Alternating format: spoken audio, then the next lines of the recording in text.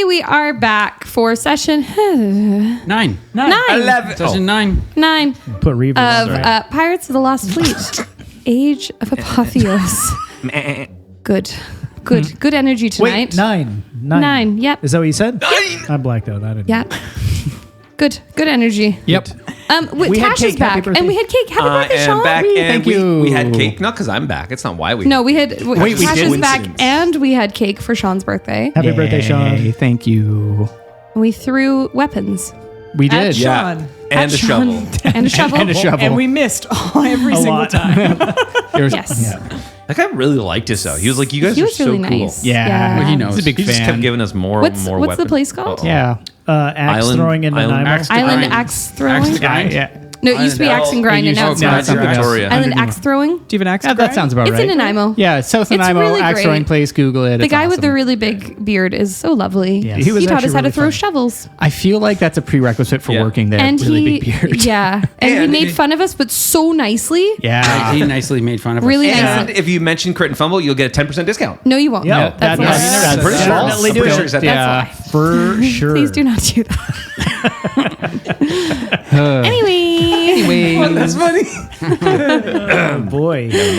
Never mind. Gavin will leave. my if you mom do that. voice coming back out again, be like, no. No, we do not do that. We do not do that. Oh, Tash, please catch a bubble. Thank you so much. Smell like a donut. Actually, Tash, can you let go of that bubble and can you tell us about your level up? Because everyone else talks about it. Level up, but Tash. Oh, you Tash gets a level up. Oh, sorry. I was trying He to let go did. of the bubble. Eldric, remember? Eldric, Yeah. the Unbound Current, is now a level 8 Warlock and a level 8 Cleric. Ooh, equals. And he pretty much got nothing. He got an 8. What the are you guys doing here? your little pretentious name. Oh, you like that, eh? Well, you just wait then. Okay. Okay. We're waiting. He got an increase. I just did ASI and increased wisdom and fucking charisma. Okay, that's all I got. And it made all my numbers go up. Neat. And I took another spell because I'm allowed to, and it's called Death Ward. Okay, it makes 0 points turn into 1 point, and it only works once. So 0 points. but you get it for 8 hours. Like with orcs, if orcs go down, they hop back up with 1 hit point the first time. It right. essentially Yeah. turns Yeah. people into orcs. Okay. Yeah. Healing? But you don't get the Terrifying. Terrifying. teeth. Yeah, because you guys were all talking about what a shitty healer Eldric is. No, So no. it's okay. That's not. No. I his- think they We said learned, Tash. we learned, actually, we He's also learned. a warlock. He's not just a cleric. I know, but we learned he can actually heal quite well. Yeah. Yeah, so long I as use Tash isn't here. all his spells. I heard that part. I told Chelsea you can use 1 spell slot, and she just I use used them all. I use them all. No, I said 2. I said You fix said my use them all, and I friends. think I did 5. Fix my friend. Aw. Yes, but you have long Fix rest. Turns out friends. Eldric Didn't and work. Mawrow aren't friends though, so Oops. heard about Yeah. that. He didn't say that. So Mawrow said only my friends are exempt from triggering the alert, and then you were like, "Nah, Eldric crossed. Guess it triggered." That's oh, yeah. what it was. It's good times. Yeah, it's fine. My Yeah. rejection dysphoria is just fine. But at least it's just that dysphoria. Well, you have your religion now, too, though. Yeah, Well- I You got the didn't big lose V. it. I didn't lose my religion. Big V in the sky is eternal. That's right. That huffs out of you. Are we rolling to see who recaps? No, first of all, I have a question for you all. The question was Some me. point in your character's history, a chill has gone down their spine. Oh, What was this chill? A moment where something felt wrong. A realization came upon them that left them feeling, I don't know, terrified, scared, haunted, hunted. Roused. A chill. What was that chill? Don't all go at once now. So I think for Lucerio, I mean, I guess your characters wouldn't know this. Chelsea knows this because she knows all. But he was a lieutenant commander in the Navy, and he was actually responsible for helping to round up pirates and sacrifice them to the Maw. But he didn't realize at the time that's where they were going. He thought that they were just going to jail. So he was just bringing back criminals. And as part of his backstory, he sort of came to him through a rumor that something was actually going wrong there. And so he started to investigate because this was against his sense of honor. And so one of the condemned who was going off into one of the ships, like slipped him something. And through that, he was able to kind of figure out what was going on with the Tide Sovereign. And so I would say that was probably the chill that ran up his spine. Who's next? Mawrow used to, let's not call it date, used to see this other pirate captain. Her name was Celia. And she had her own ship, and they used to hang out a lot and, you know, sail the seas. And he just thought this was a great friendship. They were both pirates. They were both captains. Kicked it off really well. Didn't think anything of it. And You gave her a captain medal to be like, look, we're both captains. 100%. And then one day, I guess because he hadn't made a move, Celia proposed to him. And he just it just killed the friendship for him. Like cold down his spine. He's like, no. This is not what this was supposed to be. Just went straight to proposal? I was going to say, like, didn't Like kiss, proposition? sever? Yeah, totally. Yeah, not for marriage. Yeah. Like, how long did they get together? Like they had been sailing the seas for quite a while, a few years. Okay. Like knew each other well. Sorry, is Mawrow a fuckboy? I was going to say the opposite. I think he's ace. I think she just tried to like give him a little kiss, and he was like, whoa. No, I thought he was still playing the ocean, not the field. So anyway, he was the fiddle. ever since the rest of that night, he was like, yeah, okay, and hasn't returned her calls since. Oh, no. So he's celiac. Tash is back, everybody. Yes, that was good. That was good. I liked that. What's Eldric's? Oh. He's celiac. No funny jokes. Kind also of the celiac. opposite. He was back. He was sailing as a captain and under the guise he of met Celia. this cat friend. He was convinced they were dating from day one. Eldric was back home in the name of the land that he's from. And, Which is called what? The land Tide is from- blossom. No, I don't. I'd have to blossom. look. No, it's not. That's what the mushrooms were called. I was that he just used to teasing. eat. Yeah, carry on. And he was walking across the field, and not across the, well, kind of across the field, but he got this like, something's wrong, and then Gavin didn't see this on the Discord, by the way. And he heard this little sound off in the distance, like, and he followed the sound and discovered this like poor little wounded orphan fox. Oh, no. And he picked it up and he carried it home and he loved it. Yeah? Yeah. How much? And so much. It's kind of almost makes me cry a little bit. But I don't like it. then this admiral captain guy came on and stepped on his fox. Oh, man. And It's Lieutenant Commander, and you do well to remember it. And in that moment, the essence of the fox seeped into Eldric, and ever since he has been 1/18th foxed and is very sensitive about it. sometimes his nose turns a little bit black instead of pink. Oh, neat. It's meaty. Who's next? It was probably about a week into Warbles being trapped in his vase, bobbing through the ocean, and realizing that nobody was going to come and save him. And had to spend the 100 or so years trapped in there. 200 years, thank you. Bombed in there. That, would put a chill down. He doesn't have a spine per se, but, Yeah, that's awful. Yeah. It's actually amazing it didn't go insane. I was going to say, yeah. Well, Although we don't know what he was like before. Exactly. I feel like he was like Sean Connery. Sean Connery. No, he's like, Oh, money penny. Look at you now.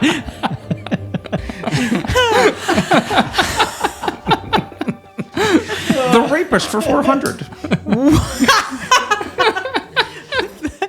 There, What's Sue's? That's not Well, scary. Sue, when he got out of college, culinary college, he took like odd jobs and stuff like that, and he just remembers like being really good at his craft, and so like it was like effortless, and he remembers just like this pub just like exploding around him, and he's just like firing out plates and just landing things. And he kind of just looked up, and the mayhem that was happening, he just kept serving, and he just sort of had that sort of like, I guess they call it like a Kundalini shower, knowing that he was in the right place at the right time, doing the right thing. And then a whiskey bottle goes by, and with 23 passive perception, he just kind of. You have a 23 passive perception? I think so. I think that's what it is. Wow. Yeah. Remember you mentioned the last I said episode, that. and then Look it up. and then I brought it into the chat and was like, "That seems really high." Mine might But be. it can be if you 23 have. Passive perception 23. There you go. And that's why I have people roll That's perception. From now yeah. on, everyone has to roll perception. Yeah, Morales is 21. That's why people roll. Yeah. Yeah, Sean's is actually, Warbles is looking pretty low at 18. Oh, it's adorable. Okay. Because he's crazy. He lives in a jar.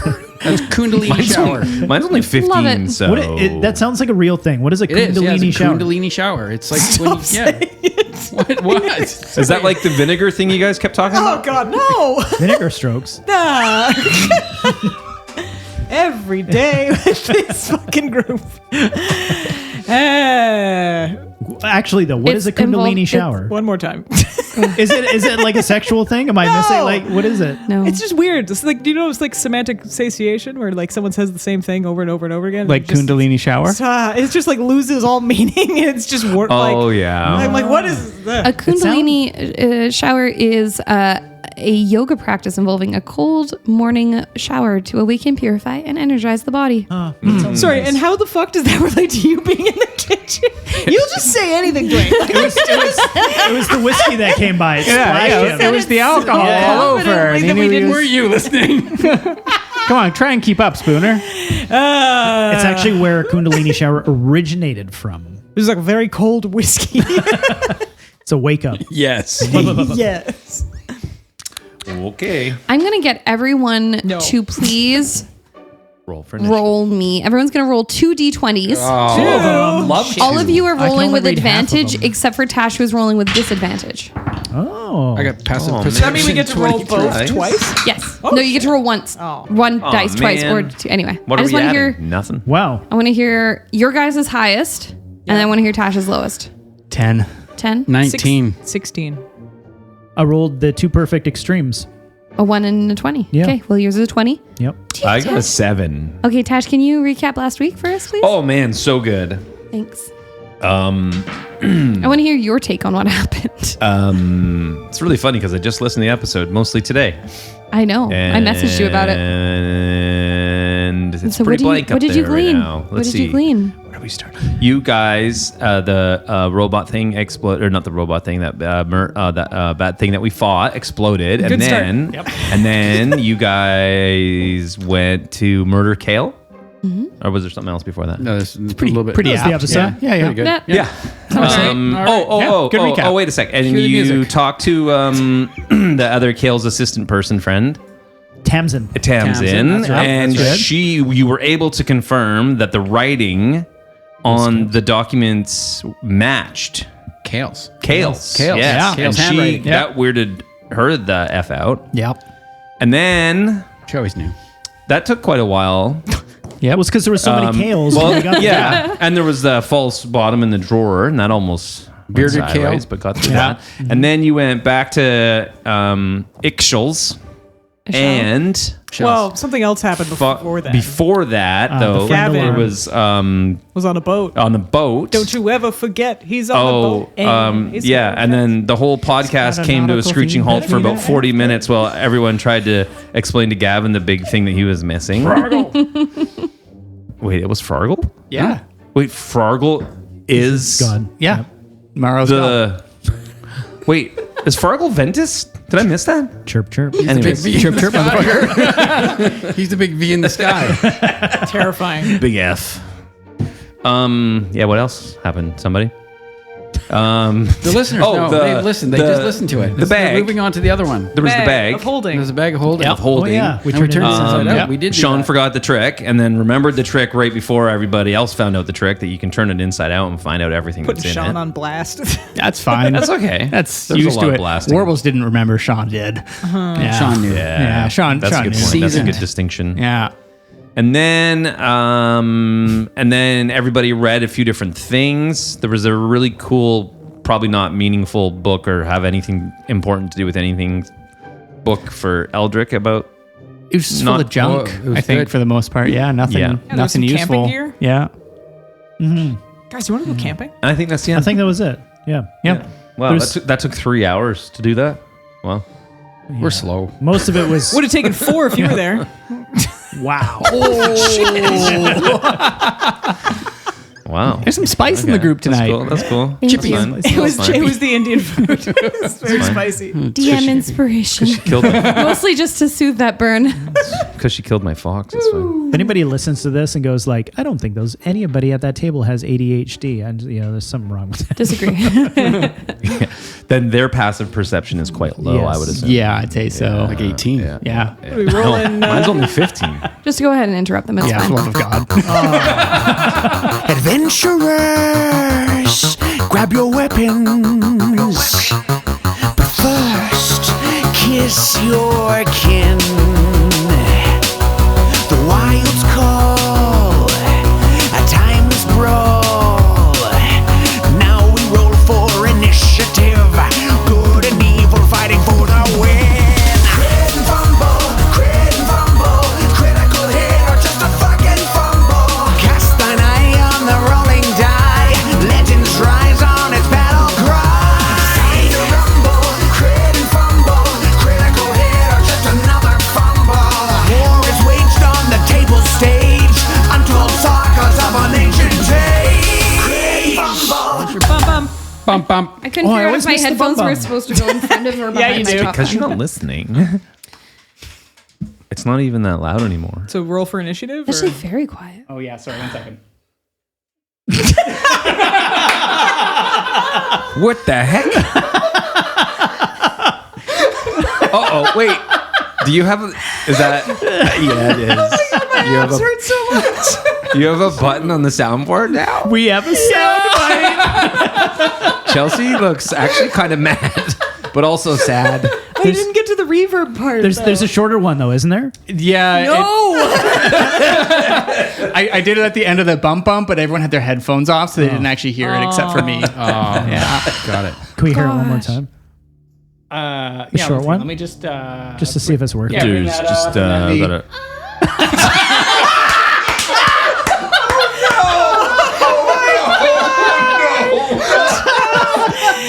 Chelsea, boy. I feel like sorry. in between the end of this campaign and your next campaign, you're gonna learn all the soundboard. You're gonna do it all yourself.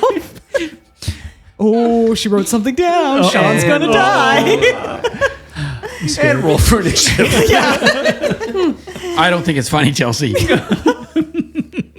I think it's very funny. But if you play that in the middle of combat, I will nuke your life. Like your actual At life. Sean's. Yeah. Noted. More like goated, am I right? Last stand. Honestly worth it.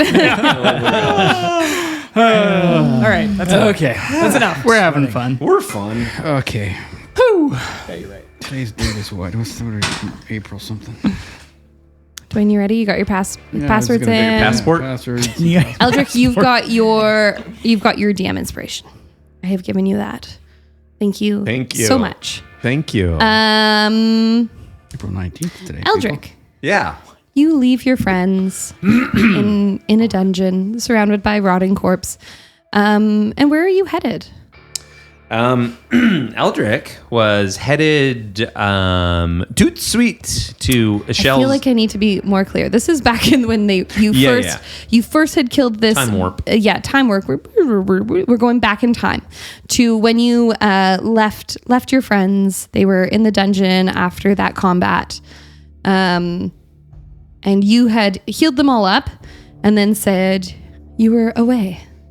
Long rest. He went for a long off. rest. Yeah, I went to have a He nap. went to long rest. Just me. We're going to and a cover shell. that. Oh, yeah, that's what I meant. We are going to cover that. You will end up with your long rest, but before you meet up with the others. Is it death? Yes, so his plan was to go back to Echelle's villa via Vaillant and have a conversation with her really quickly. Really quick. Okay, you go back to Shell's, and you enter the villa as normal, and you find her in her office. It's very well lit, with a large bay window, and she is working at her drafting table, and appears to be working on some blueprints. What is she wearing? just joking. Roll for initiative. Hello. Yeah, he would just walk in and give a little knock on I'm not doing it. on Damn the wall as to not frighten her by being too quiet or whatever. You just knock on the wall and get her attention. She puts up one finger while in a wait position while she finishes drawing something, and this takes a little bit longer than you would have guessed. She makes you wait about 10 minutes. You said this was like her office? This is her office, yeah. Well, Such a power while move. he's on hold, he's just going to kind of meander around the room, and he's just keeping an eye out, looking for any sort of like signs of her connection to Ventus.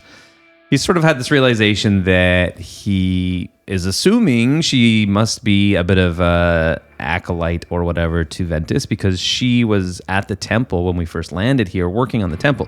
So she either is involved with Ventus or she's just like a mason or something. Sure.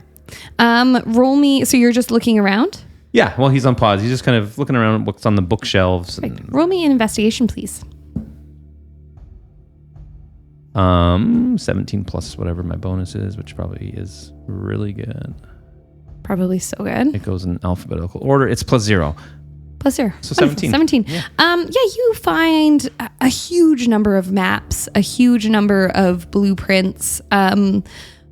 Whereas you are used to libraries often looking like books, this one looks. This one is more scrolls. Everywhere you go, there are carefully laid out scrolls and stuff. And as you scroll through further, as you look through the scrolls further, you find some of them are very, very old, of very large buildings, and a couple of them actually you remember just from your times of travel. Some of them are now ruins in your time that you have been to, that you visited. However, you would guess that these would still be standing in this time. After a little bit of searching, though, you find that this is very much a work-related space. Any sort of signs of hobby or religion or anything outside of her work is not here. Right. And after about 10 minutes, she sort of finally stands up straight from where she was sort of slightly bent over her table and says, "Sorry, I was in the middle of numbers. Oh, what can I do for you?" Well, I was just thinking that, we've been here for a bit now. I don't know what it's been. Probably like 6 days. And I just thought that it was maybe a bit odd that we've never really had much of a conversation. Sort of specifically about, I was just thinking how when we landed here, when we came through the portal, you were working up there in the temple. Yes. And if you don't mind me sort of nudging into your personal business, which I guess we have been pretty bad. But I'm just curious as to whether that's something that... Are you a follower of Ventus, or are you just building the temple? What a complicated question. I would not say I am a follower of Ventus in that you will find no shrine to him or them here. You will find no shrine to Ventus throughout most of the city. You will not find any symbology like you prefer. on my body. However, I do believe in much of Ventus's beliefs. Freedom, exploration. I mean, before I became an architect, I thought of travel and seeing the world, but instead I have been able to see the world through my maps. Well, is your work on the temple just that then? Are you just there as a laborer or builder or architect? Or are you there as a follower to create this for your own purpose or your own? I think that I am there because it is a job. Or the fact that I do not believe that Ventus should be encapsulated in a building. I do not believe 4 walls, or actually, well, this one has like 18 walls because of the different atriums. But no, I do not feel that. I do not feel that a god of freedom should be contained within walls, and I do not feel that it is the best usage. Well, that's interesting because that's exactly what I've, in my own experience and connection it's what the belief is, and it's from the Ventus I know. It's not what they'd want.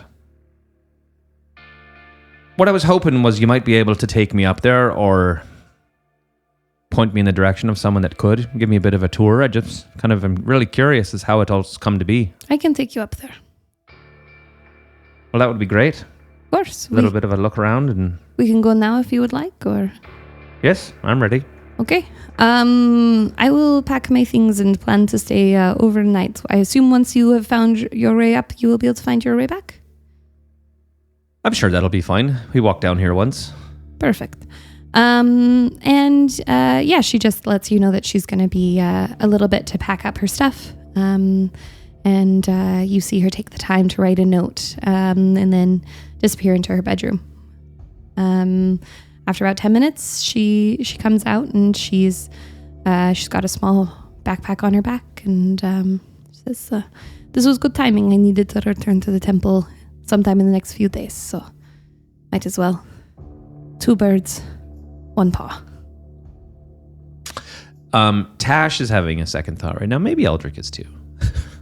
That all of his spell slots and everything are used, and who knows what is about to happen.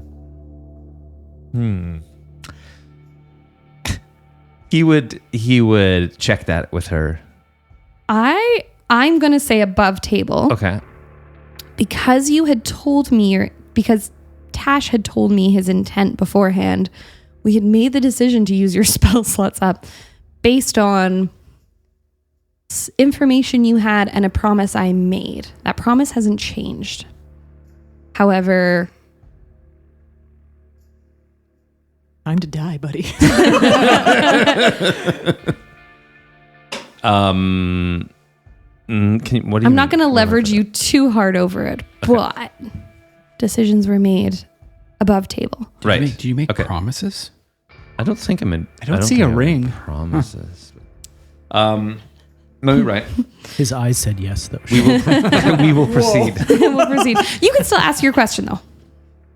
I don't think I had a question. You said that you said Eldric was going to ask his question. Well, no, it was just that Tash was going to be like, wait a sec, we should have a long rest, so I don't leave here unable to do anything. Well, if we do say a long rest, which is like 8 hours, you will not we will not be able to get there today.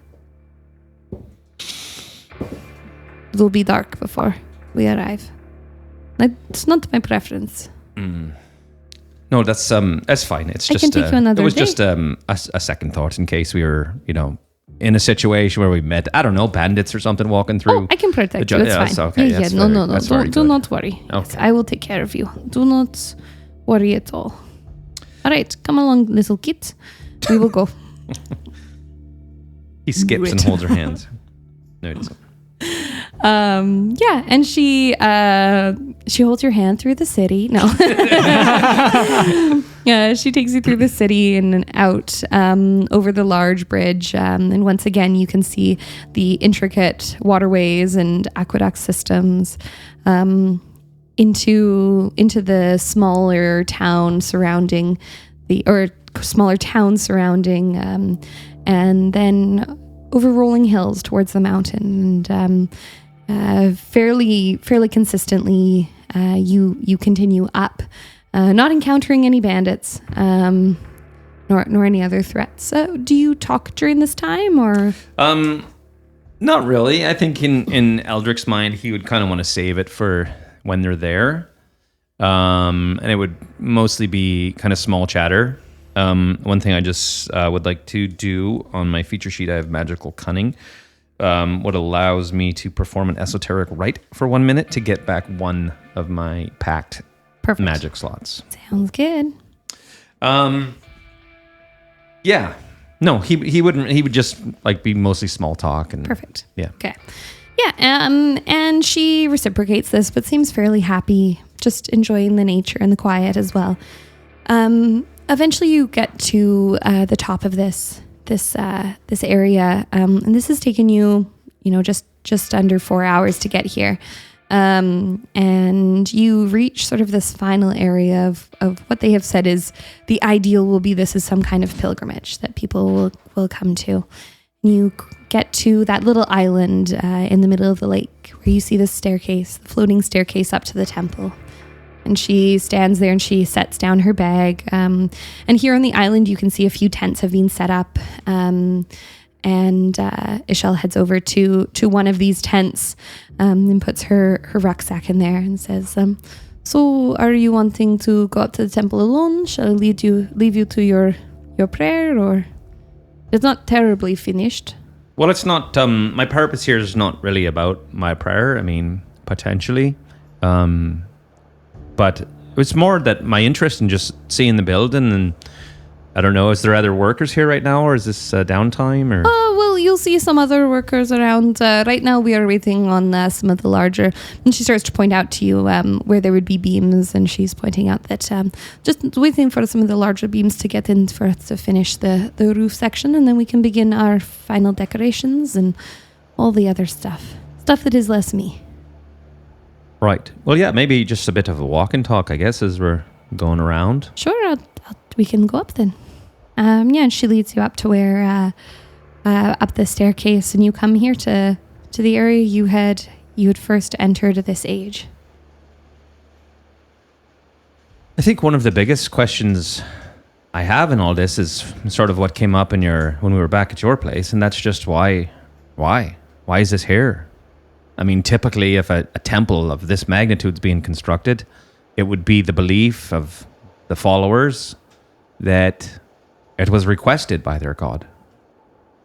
I think Ventus does not ask very much of his followers. I believe that this temple could be seen in many ways. Perhaps it was the request of a politician who is particularly fond of him. Perhaps it is, I don't know, perhaps it is appeasement at this time when we feel pressure from the gods. And perhaps the gods feel pressure from us. I'm sure you have seen, Archie has told me that magic is very different in your time. Perhaps, I'm not sure. Perhaps I have misread this Ventus. Perhaps our Ventus, she's different than your Ventus. Well, I think that's definitely the case, but maybe not entirely. Like, there's still, some motivating attributes, some beliefs that they share. But like what? Well, again, like as we were talking about freedom and exploration and pursuing, learning, and just kind of living life with that seeking mentality.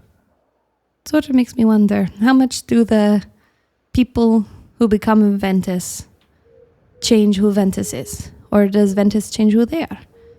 Is your Ventus how she is similar to our Ventus, how they are? Well, I've not had the luxury of really communicating directly with this Ventus. I've attempted, and there's definitely some different, I don't know how to explain it other than vibe. But is that because there is no personal connection?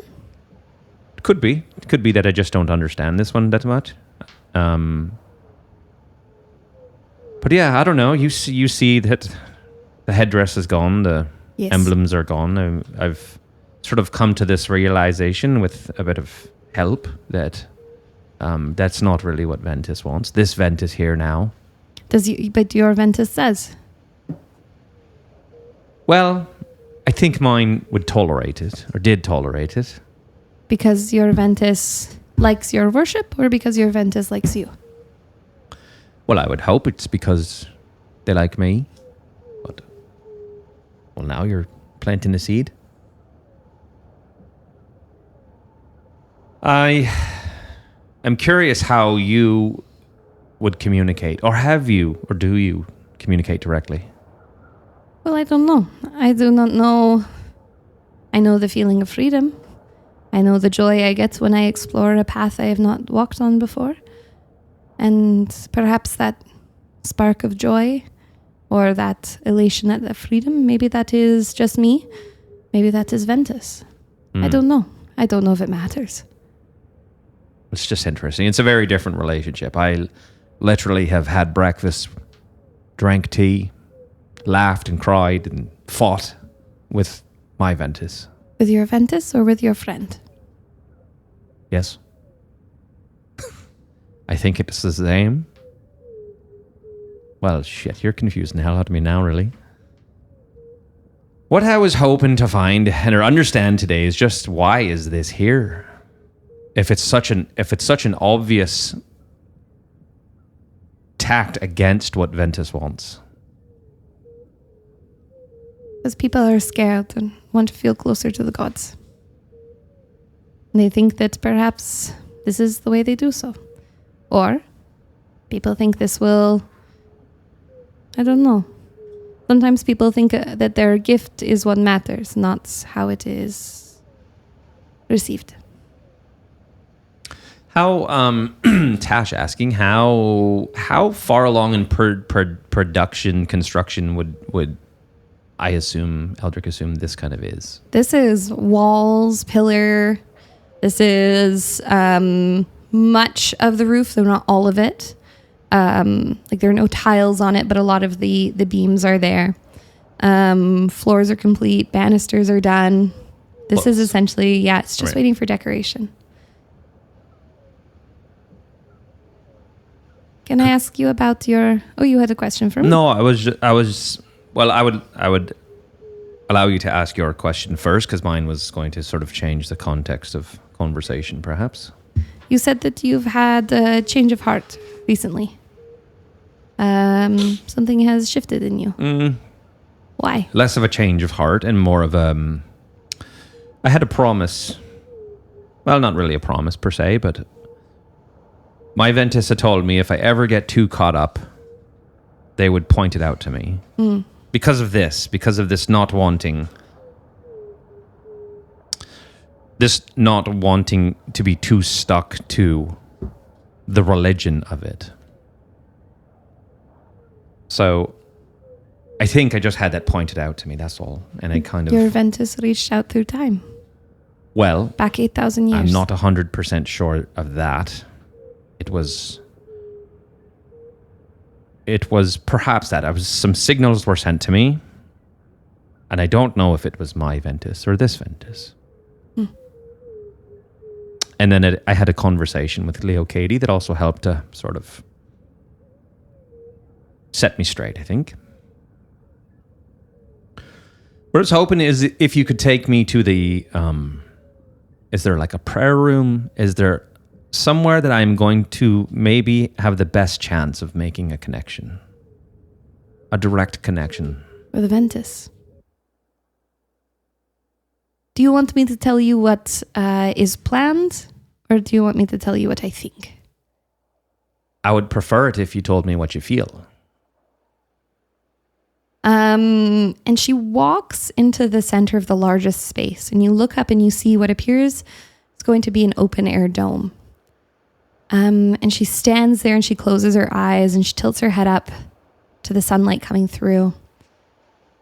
She takes a couple of deep breaths and then shakes her head.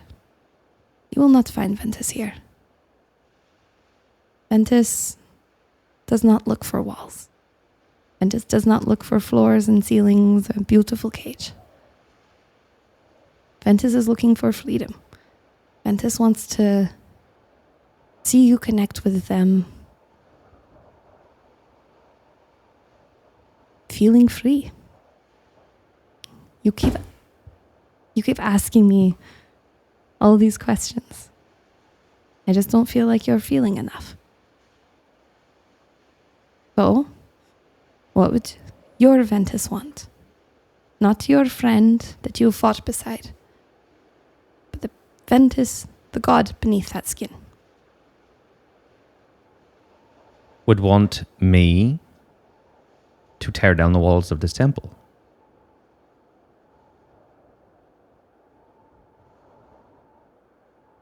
Roll me an insight.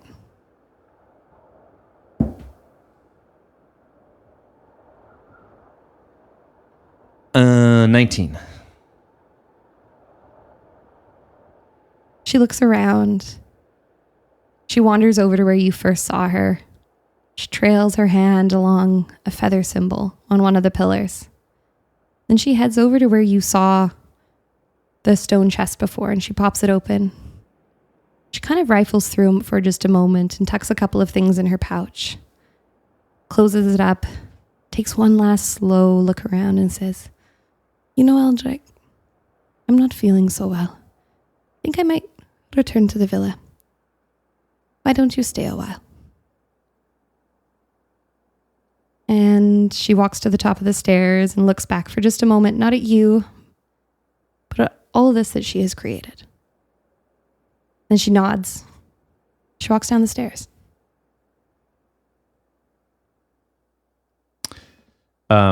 He would walk over to that. You said it was a stone chest? Mm-hmm. Yeah, he would walk over to that and look around it, see what's there. Yeah, you find it is protected magically, but it's not locked or anything. Inside you find blueprints, you find equations, you find orders for materials, you find evidence of the work that went into this place. But you find nothing personal. If you had to guess, you would say she probably just took the personal things with her. Is there anything, or like, can I access this stuff, or I can tell it's protected magically? Yeah, you can access it. Is there anything I that might have like a politician, someone's name that would be giving orders, someone who would be kind of in charge? You see Leo Katie's name on, or signature on, or what you assume to be, or not Leo Katie. Sorry. Not Leo Katie. I knew it. Everybody perked up. sorry. You see Achel's. I chose a liony name for a cat person. You see Achel's signature on many of the documents, but this is very much. This is out in the open for anybody to come and grab. This is for the workmen to be able to check the plans that Achel has laid out for when she's not there. This is not all the high up documentation so much as just blueprints. I think he would grab one set. Maybe it's not a complete set. He just wants something that he can maybe later on when he's back in a room be able to look over and study a bit more. Sure, yeah. So yeah, you find a pack, a little tied together set of blueprints. It feels much more compact, same dimensions and everything on the sheet, but just smaller, almost like made for ease of carrying around.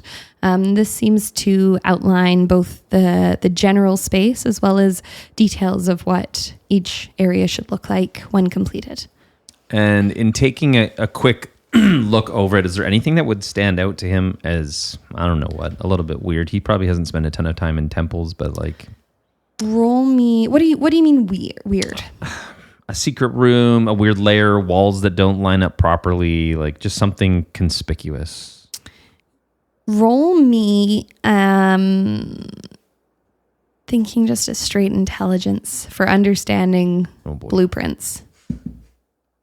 16. I don't think I have a modifier for intelligence. No, I don't. Just 16. On this set, which has Ishel's name very clearly printed on.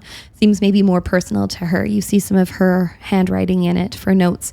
You see a secondary hand drawing out some little ideas. Couple of little notes. Entrance here, maybe here.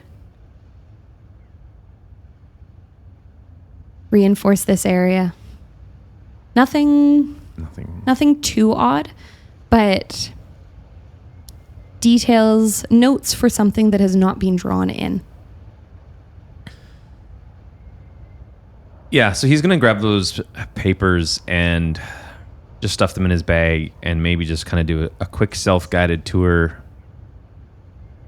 Again, like, I think what he's feeling right now is he doesn't get this, why this is here. He doesn't... There's an ulterior motive.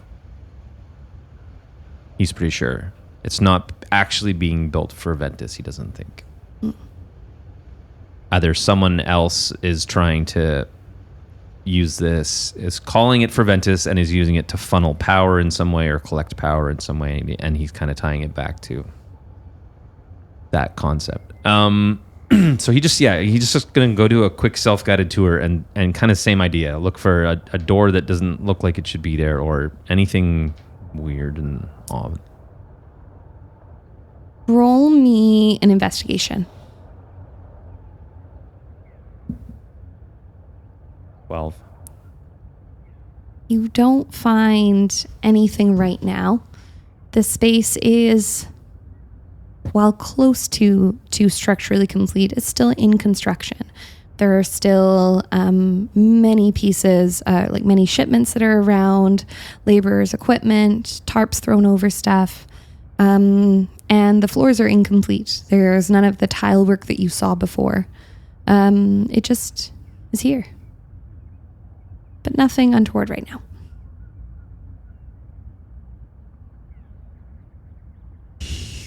He's going to look for and pick up a heavy hammer if he can see one laying around somewhere. You find a few tools like that. And go back into either that room or if there's something that almost feels like maybe where like sermons would be held. Yeah.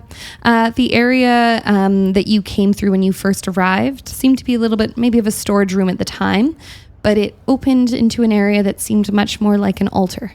There is a very large, essentially an altar right there. And you remember seeing sort of a plinth when you first arrived for it. And now the altar has been placed. You see a few chisels and stuff, and the beginnings of carvings have been put into it.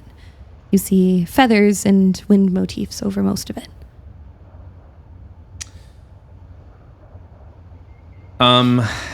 Yeah, he's going to take that hammer and go smash the shit out of that. Amazing. I'm going to get you to roll me a strength. Strength.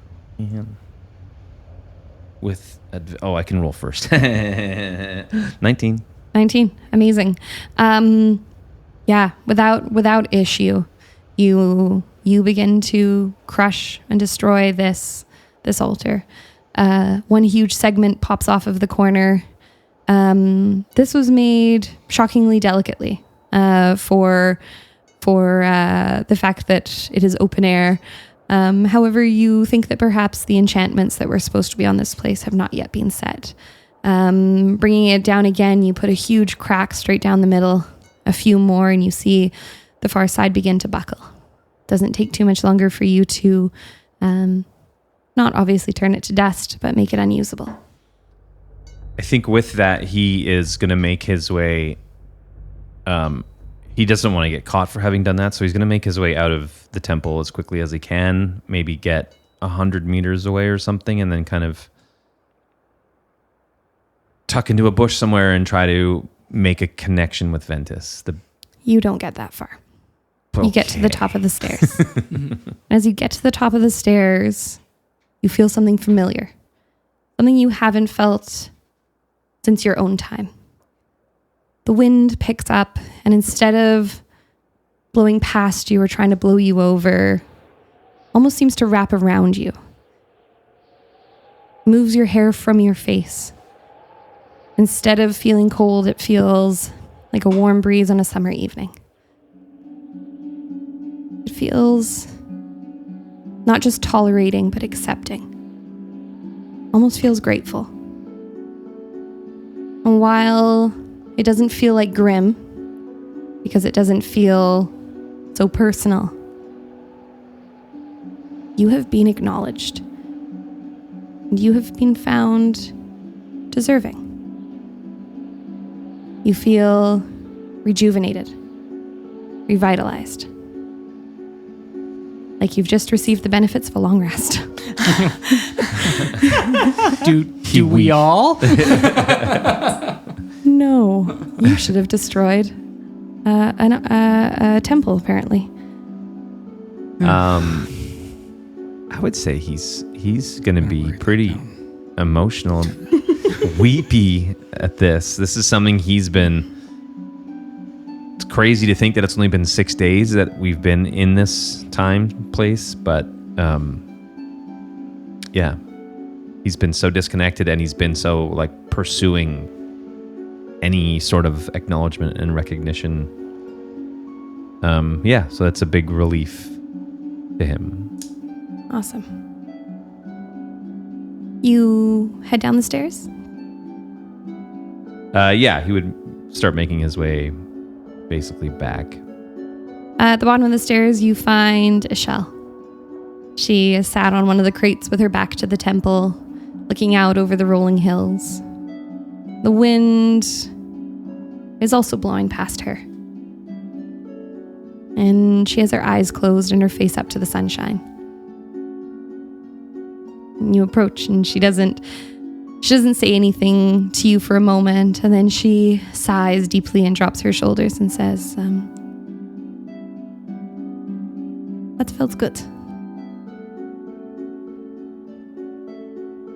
That felt good. Just felt like, I don't know, walking off a path and finding something new. Just sitting here. Pretty cool.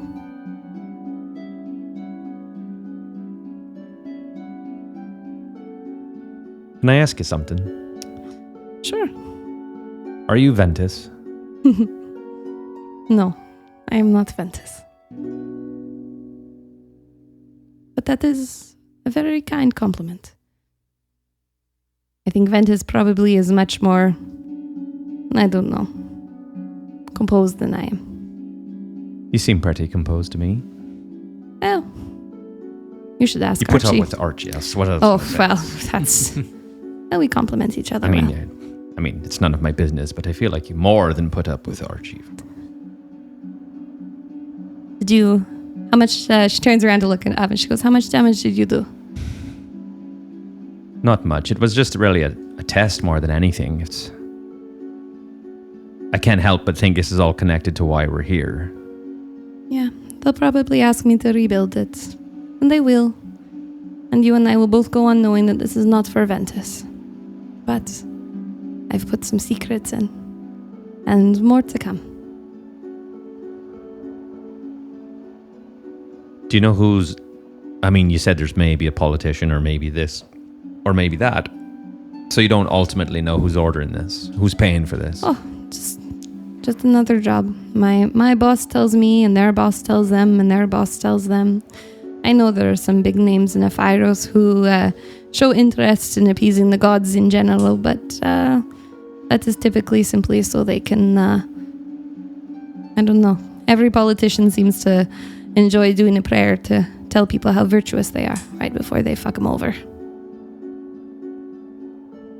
I may have asked you this once before, but what do you think? When we were coming here, I was told if I need to see Ventus, if I need to make contact, to go to a zenith. Zenith, find it a zenith. Like there's several peaks around here that are as high or higher, but it feels too literal. Did you feel anything up there? And she nods towards the temple.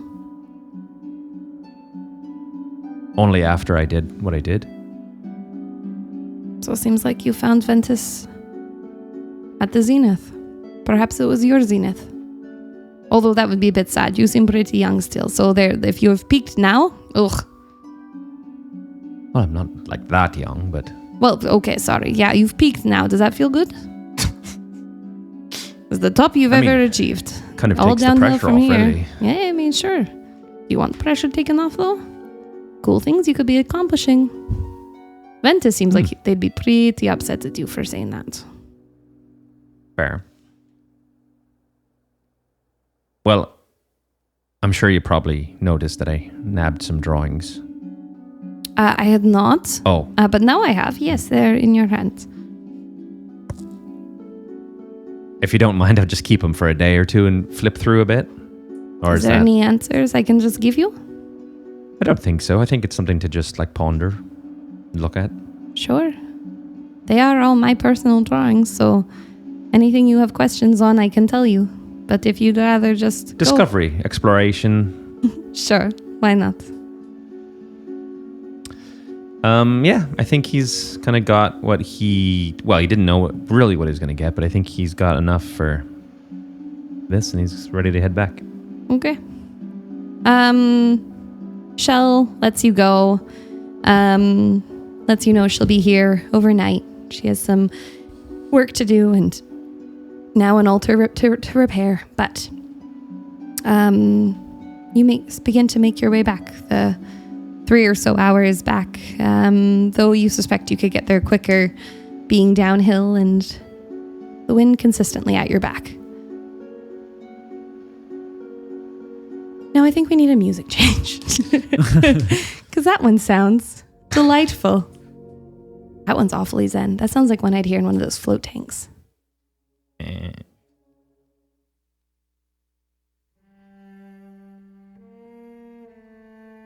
We find the rest of you.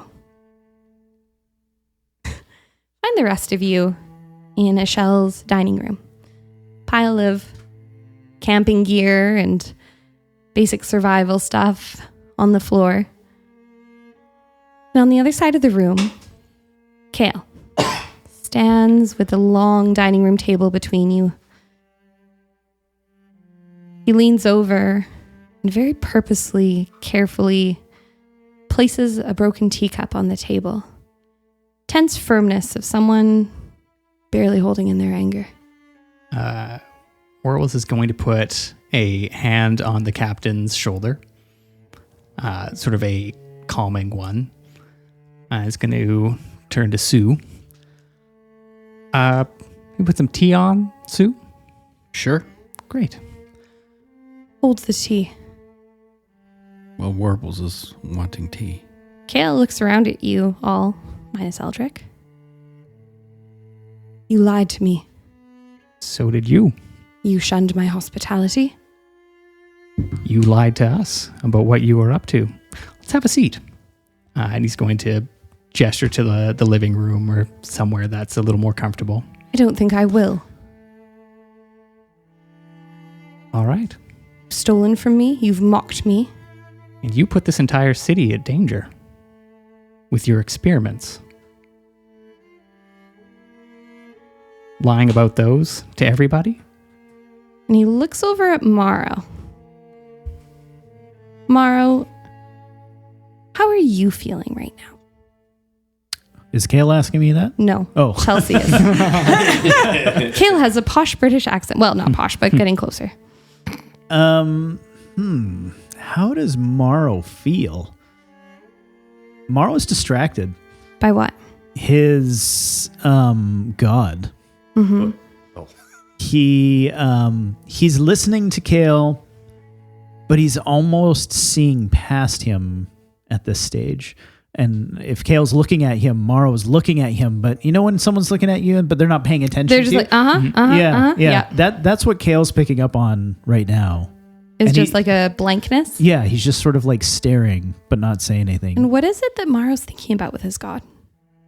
How he's been in this time, and there's another Ventus, there's other gods, there's the Tide Caller potentially, which is essentially his god. God is, I don't know if it's a god, but whatever the case, And he can't help but get the thought out of his mind of deity death. He's like, isn't a god immortal essentially unless killed by another god? So like how are we cycling through gods Roll me so a much? religion. 12 and I think 4, so 16, but let me double check. Religion 2, so 14. 14. Okay. I'm going to give you a basic, very basic overarch of gods that Mawrow would be aware of. This is the basics they would teach you kind of in like grade school before he was a little berries and cream lad. The pantheons of gods essentially are like a tree. The trunks and the big branches are the wardens of the willow. The spirit deities that created elements, that created the creatures, that created the waters, the skies. Then They're like the core gods. they are the core. They're the big ones where you have, god of birds, god of ocean creatures, those types of things. Right. And those are all represented with animals. Then you have the gods. You have your big ideas. You have your gods of love. You have your gods of subjugation. You have your god of death. You have your god of freedom. And then you have your demigods. So the gods being those sort of medium branches. Then all the little twigs and branches are your demigods. The beings that that come into play typically beginning as mortal and laying claim to something. Essentially they catch the interest of a god and land in that domain. So your understanding of Valkyr, of the Tide Caller, is demigod of sailors. Right. Whereas there is a god of the seas. Right. So therefore, and the god of the seas is Fim. And Fim is the elven name for the god Drakon, and Valkyr would answer to it. essentially. Yeah. Drakon is one that you are certainly familiar with. Right. God of seas and storms and Mawrow has a tattoo of it. yeah, absolutely. Yeah. Totally. Okay, so that's what's running through his head right now. Is sort of like he's going through his old high school stuff he didn't read. Yeah. Trying to remember like which comes where. He's like, how did he just get into a fight with his god is what's fucking with his head. Yeah, and that's totally. why he's looking past Kale. Like right now, Kale, And then like a little distracted because like the mitochondria is the powerhouse of the cell. Oh no, that's the wrong class. yeah. Yeah, totally. I mean, he's concerned about Kale, but all of a sudden, like less concerned about Kale for whatever reason. Yeah, very wrapped up in his own yeah. stuff right now. His own world. Anyway, yeah, that's where he's at. How's Sue doing? Sue's good. Yeah? Yeah. Any feels? Well, he's just trying to run through the list of like teas that Ashelle would have in her cabinet. Amazing. So it's he remembers jasmine, he remembers green tea, he remembers the black tea, he remembers the rooibos that's there. There's a little flowering tea. There's a flowering tea in there for sure. No oolong? Like a oolong tea. Wrong might be in campaign. there. Wrong. Yeah. How's Lucerio doing? Lucy prefers to fight, and so having stolen something, he's feeling like a kid who got caught with a cookie jar. Yeah. He's kind of like, what? Like, so a little bit frozen, but also like very much appreciating what Warbles is trying to do in terms of confrontation, and like his anger is rising. There have been deaths, there have been people kidnapped, tortured, experimented on. And we did make the connection between the handwriting in the lab and Kale's office. So his righteousness is taking over from the shame of being caught having stolen something. And if I may, You may. things being changed things being prevented from transitioning. Something that is very near and dear to Lucerio's heart. Death corrupted. Warbles. We're going to come back to what you were saying, but what is Warbles feeling? Warbles is feeling like he is back in Saya dealing with politicians who are trying to grab for power they haven't earned, and has spent the last 5 years trying to right those wrongs, and sort of sees in Kale the embodiment of this type of behavior of somebody who will do whatever they think is right for their own personal gain without considering the people that it harms. And so he is also having a degree of righteous anger, but has been kind of honing his abilities and dealing with that with sitting at the table and Instead of flipping it. Okay. Yeah. Carry on with what you were saying. You laid an accusation at his door. Yes. Kale puts his hands on the table in front of you and leans forward. Since you are the one talking, he looks towards you. And Warbles will pull out the chair on the opposing side of the table and sit in it and then gesture to him. You can stand if you want, or we can fight this out, roll those dice and see how that lands. Kale sort of huffs a laugh, but it's completely humorless. And he shakes his head looking down at the table and says, "Now you're deciding whether to attack. We're past deciding. And I need you all to roll initiative." Fuck. Guys, I said don't fight Kale. All right, so add your initiative on your sheet to what you roll.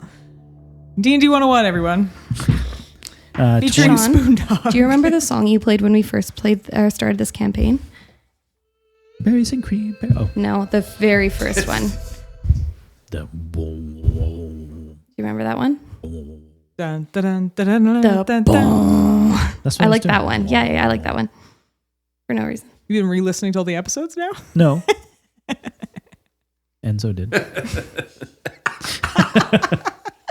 What's that one? It just didn't get there, I don't think. Yeah, Oh, yeah, nice. yeah. Yeah. I was like, wait, no, I know my Stream Deck. That was it. Nice. You're missing a detail in there, though. Stop it. I'm not. I don't know. I feel like it started with a bigger boom, but this one's fine. That's fine. It's good. It was a little more metal. How big of a bong do you need? I think it was called something like. I think it was called something like BBEG. Questions around the table. Water bong, dry bong. That's the one. Thank you. No problem. I didn't want it for any particular reason. No, What are we're fine. people's initiatives? 13 for Sue. Alrighty. 12 for Lucy. Okay. 19 for Warbles. 22 for Mawrow.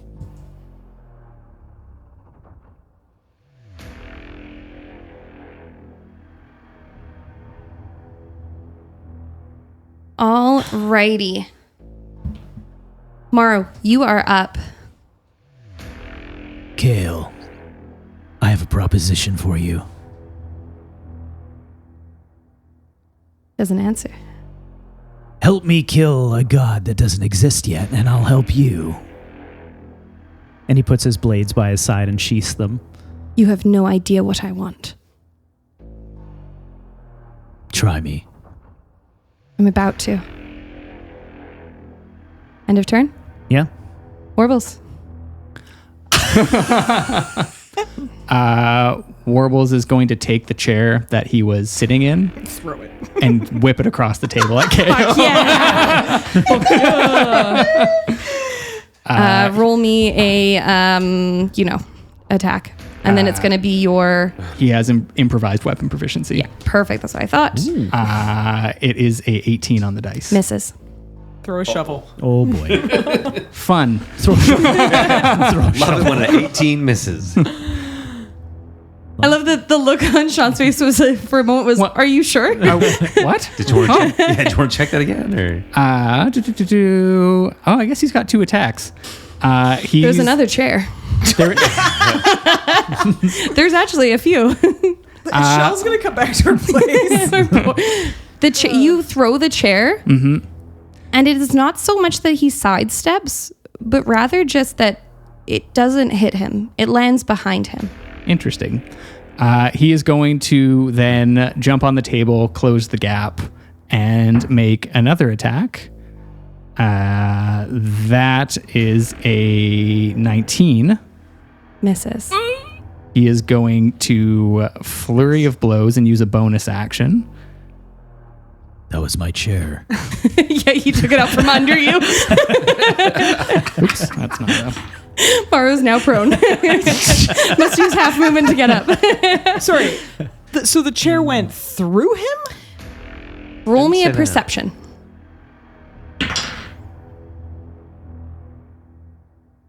So many papers. And it's going to resolve on your turn. 26, 29, and a natural 20. Hits, brutal critical. Oh, yeah. Brutal crits. Give everybody a quick reminder. Oh, what those brutal are. critical.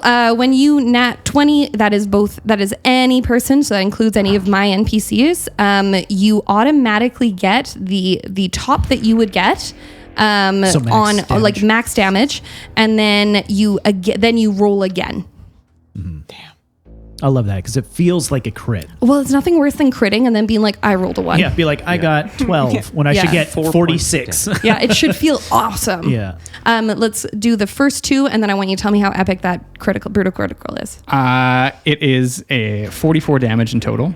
Yeah. He sort of flies across, hits him with a knee and uppercut, and then grabs the chair and just WWE slams it on him. Topical. Yeah, right? It's WrestleMania weekend. WrestleMania! And then just sort of like stands there a little like horrified and breathing heavier than he should. Okay. Yeah. Amazing. How much damage? 44 total. 44. Scribble out my notes from before. 44.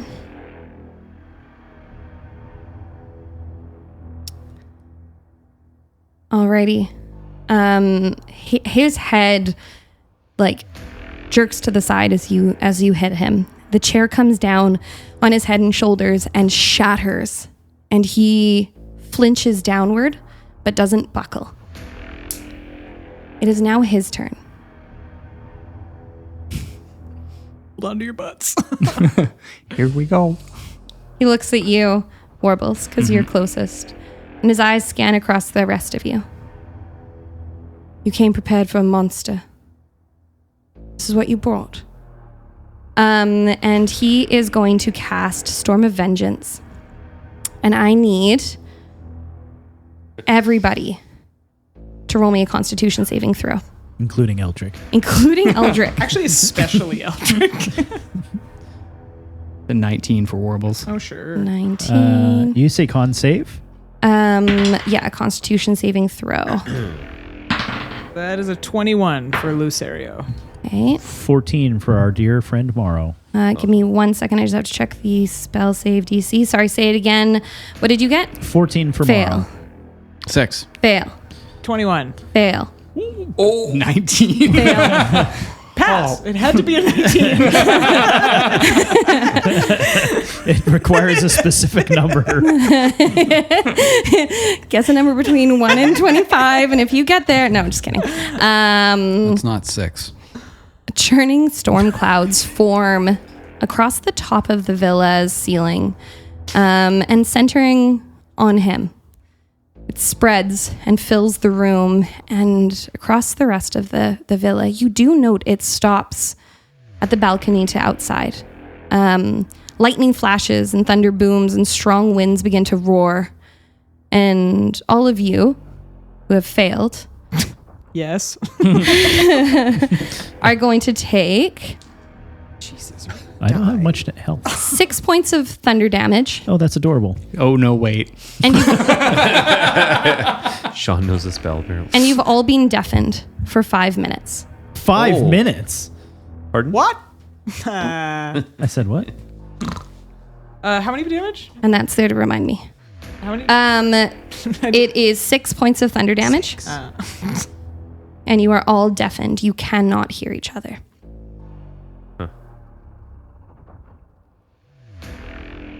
Sue, it is your turn. Your ears are ringing. What would you like to do? Yeah, that's always the question. Never how are you? Keeps coming up So over what do and you wanna over do? every time I play this. Sue is going to he's going to cast a spell. Great. The spell that he wants to cast is one where we can all talk to each other Oh, in our heads. in our heads. Psionic Whispers. That's the one. I will allow you to just go ahead and cast it, and you can find your button after. All right, so he's going to cast that. And then as a bonus action, he's going to cast Hunter's Mark on Kale. Phenomenal. And he's going to pull out his crossbow. Okay. And he's going to fire a shot across the bow. Wonderful. Let me find my crossbow here. So that's going to be 20. If he has Hunter's Mark, I get advantage. So 18 and 10 would be 28. Hits. So Sue is going to... so he's going to take a D8. And because he has advantage, he also gets 4 for his sneak attack.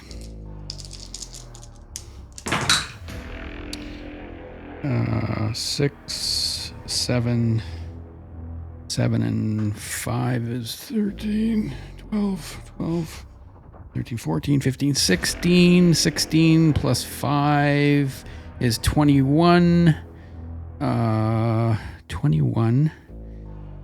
And he's going to burn one of his... he's going to burn one of his sneak attack dice for one of its features and traits. And he is going to use that as a... What do we got it here? It is called a... I think it's a poison. It's a poisoned arrow. Poison arrow. Perfect. Yeah. Just bear with me for 1 second here.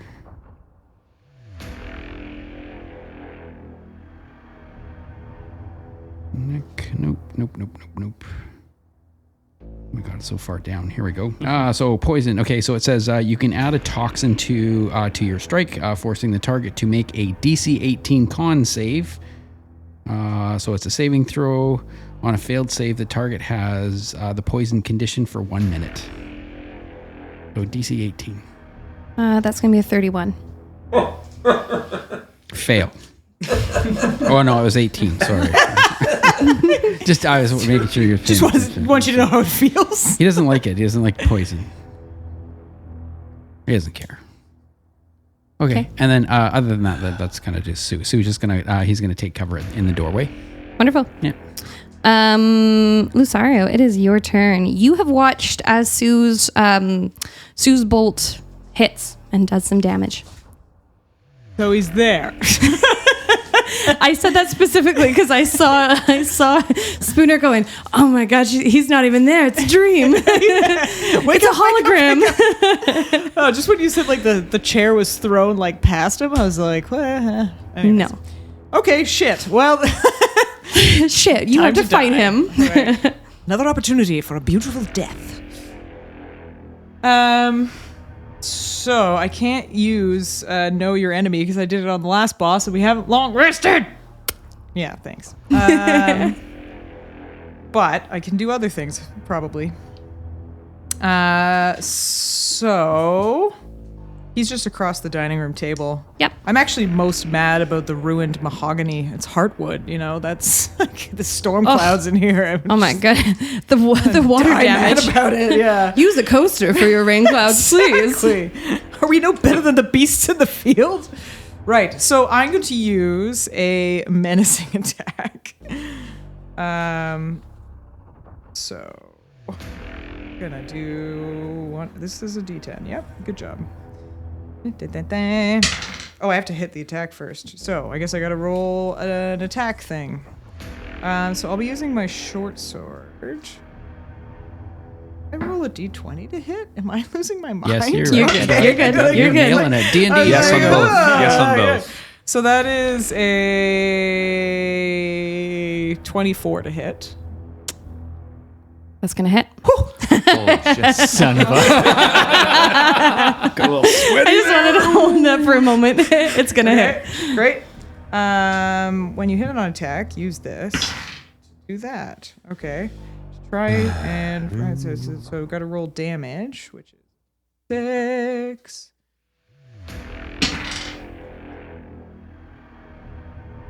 Nine plus 3, 12. 12 damage. And then I'm going to attack again with my rapier. That's the wrong dice. Wait, doesn't this has to do something? I rolled that. Oh yes, I forgot to do the menacing part. I just attacked. Go on, menace. Just be menaced now. What did I say? 12 plus. Okay, yep. So you need to make a wisdom save. 17. Probably just Makes do. it. Oh, yeah. Well, there we go. It wasn't menacing at all. I didn't even need to do that. Okay, attack again. I get advantage on this because I use... Thank God I get advantage on... Yes. Okay. Wow, that was bad. Okay, I guess I'll go back with the 12. 12 plus 9. Oh, yeah, I used a 24 to hit, right? Yeah. Yeah, so that doesn't hit. So I do my... Well, sorry, 12 plus 9. Math for me. No. Math for me. Dance for me. That's 21. 21. Yeah. No, it doesn't hit. Does not hit. So I use my third attack.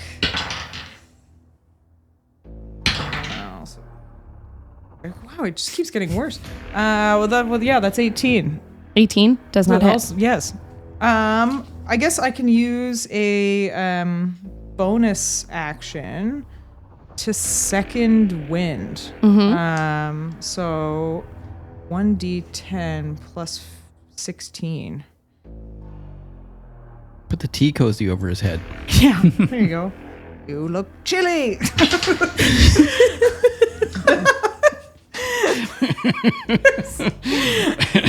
All right, I'm just gonna gain 18 back. Okay. Sounds good. End of your turn, Lucerio. I guess. Damn. Top of the round. Some fighter I am. Okay. Top of the round, rain begins to fall from the clouds above you. The mahogany. Even worse for the mahogany, it is acidic. Oh. Every person who failed their last, which was all of you, gonna take 4 points of acid damage. What did I just roll? Is it 18? So okay, so I take 4. Okay. Sorry. No, I don't think you're sorry at all. Mawrow, it's your turn. Does Mawrow have the compass? He was looking at it. I'm trying to remember who had it. Was I it had it. Warbles or me? You had it. Lucerio. Yeah. Yes? Lucerio, the compass. Did you say this in your head? Ah, shit.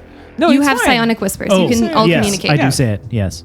And he moves towards you. And I'll just I don't want to show Kale what we're... Oh, wait, no. You were standing in melee with Kale right now. Well, you grabbed everything from the floor. So I wouldn't have the compass anymore. Did you put the compass down? I listed the things that were not in a hand.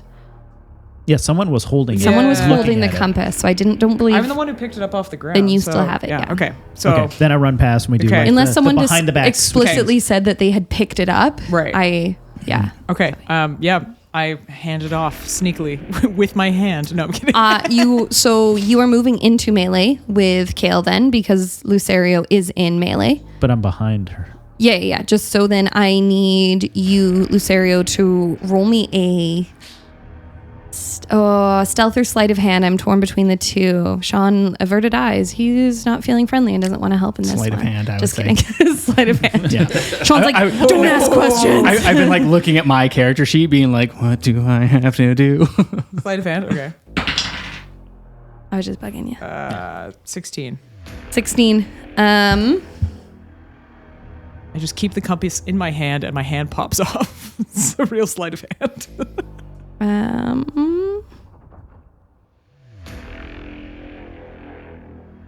Passive perception is higher than your roll. No, that's our new favorite trick. Since we're talking passive perception. I thought we didn't do that anymore, No, Chelsea. no. We do when it's convenient to me. Oh, I see how Just I see how this table just like you goes. do when it's convenient to you, Sean. I remember. I remember. I remember. You know what? We did say in the last campaign that Chelsea was going to get you for all the stuff you put us through. Listen, here it goes, bitch. Passive perception is higher, though. So he watches it happen, and his smile is cold, and he says, "That's mine." I know. And Mawrow runs using his bonus and magical action to use 4 times his distance, He which is is 120. going to use a legendary action. That motherfucker. Oh, boy. Um, More rain. and I need you to roll me a wisdom saving throw. Oh, he's got a Roll a knuckle. death save. Wisdom save. I'm going to use luck. I rolled a 2. Keep it, Gavin. It's so exciting and So entertaining. fun. It's just a game. 14. 14. You watch Mawrow get to the door, and then you watch Mawrow turn back and begin sprinting towards Kale. When he gets there, Kale plucks the compass out of your now limp fingers and tucks it in his pockets. He reaches up and he taps your cheek very, very gently and says, "I said that's mine." I know. Roll me a... No, but your passive is high. Kale speaks into your mind. You can't hear his words at this moment. Like but you can't verbal. Oh, right. Yeah. because you're deafened. Yeah. Anything else you're doing, Mawrow? Well, because he didn't get to actually use his action and bonus action, that was only a move before he stopped him. Can I still use those? No. So you laid claim to what your move was, But and he you stopped me before that. you failed. Like an attack roll, you failed. One more time. Fail. Failed. Do the reverb thing on that and edit. Press the button, Sean. Do not. She said not in combat. Not in combat. You will not sully my combat. Yeah, I mean, he was going to use all his action and bonus action, so he's got nothing. He's Got nothing. Yeah, he's got nothing. Warbles, it's your turn. All right. That's how I'd like to start my turns. Warbles is going to go for his first 2 attacks. That's not going to hit. That is a 25. Hits. Can I have him do a DC 16 Constitution saving throw, please? Whilst taking 16 points of damage. 21 con. Still 16? Yes, still 16. He is going to use his addle. Oh no, that's his flurry of blows. Well, in which case he'll spend another key point and use flurry of blows. Ooh, none of those are that good. 20 doesn't hit. 21 doesn't hit. 24 does. Hits.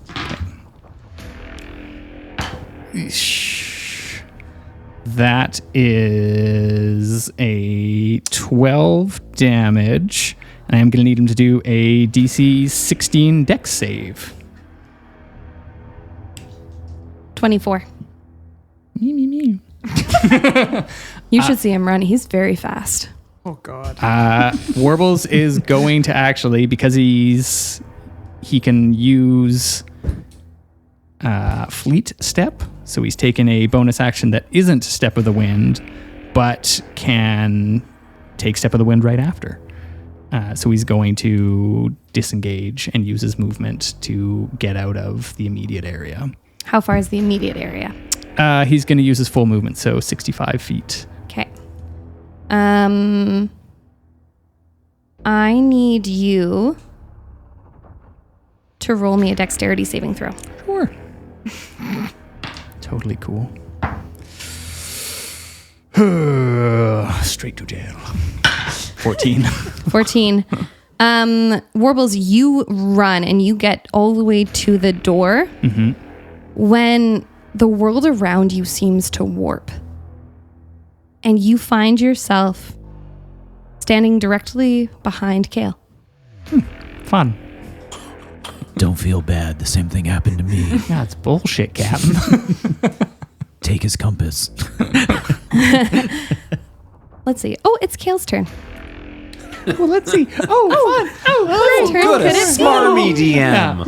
Wow. Do you remember my last birthday where Gavin killed Bastion?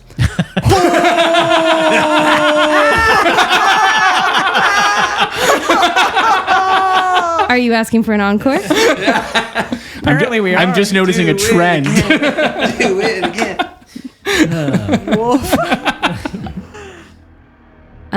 We are going to do. That's pretty good cake, though. It was solid. Yeah. Yeah. Dwayne, we're good.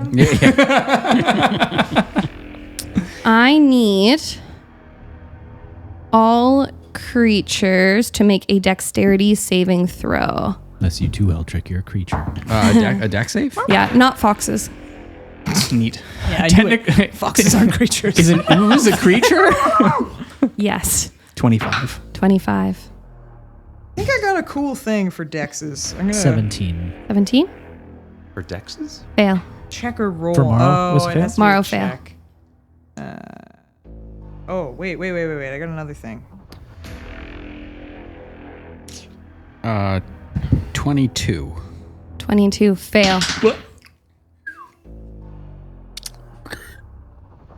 Oh, sorry. What was it? It was. It was a con save. Dex Dexterity. save. I'm trying Dex. to. You have a cool thing for dexes, remember? No. I thought I did, but that was something else. It's for dex checks, not dex saves. Where's dex? Dex. D. Okay, that's 20. But I have another thing, which is. Increases the size of your decks. Yes, it will. Here's hoping. Peanuts. Eats peanuts. I can roll a d10 and add it. Well, Okay, so you cook 'em. that was 20. Sorry. Give us some girth. 30. 30. Wow. boy. Succeeds. Hey! Oh, that's good. Suck a fuck. Warbles and. Can you make that into a. Isolate that one. Yeah, we'll get one for everybody. Time code marker. That was supposed to be my Warbles and Lucerio, you are able to grab on To each other. to each other. Actually, I'm going to say, yeah. Warbles, you are able to use your plasmoidness to stick to the ground, and you are able to grab onto Lucerio, preventing the two of you from slamming into the ceiling as Kale reverses gravity. Sue and Mawrow, these are 15-foot ceilings, and it's what, a d6 per 10 feet, I believe. So not too bad for you both. But that is going to be 6 points of bludgeoning damage as the two of you slam into the ceiling. You are both prone currently. You're adorable. And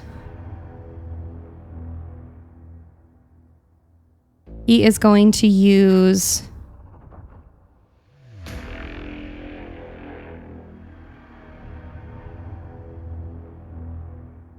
actually, Sue, it's your turn.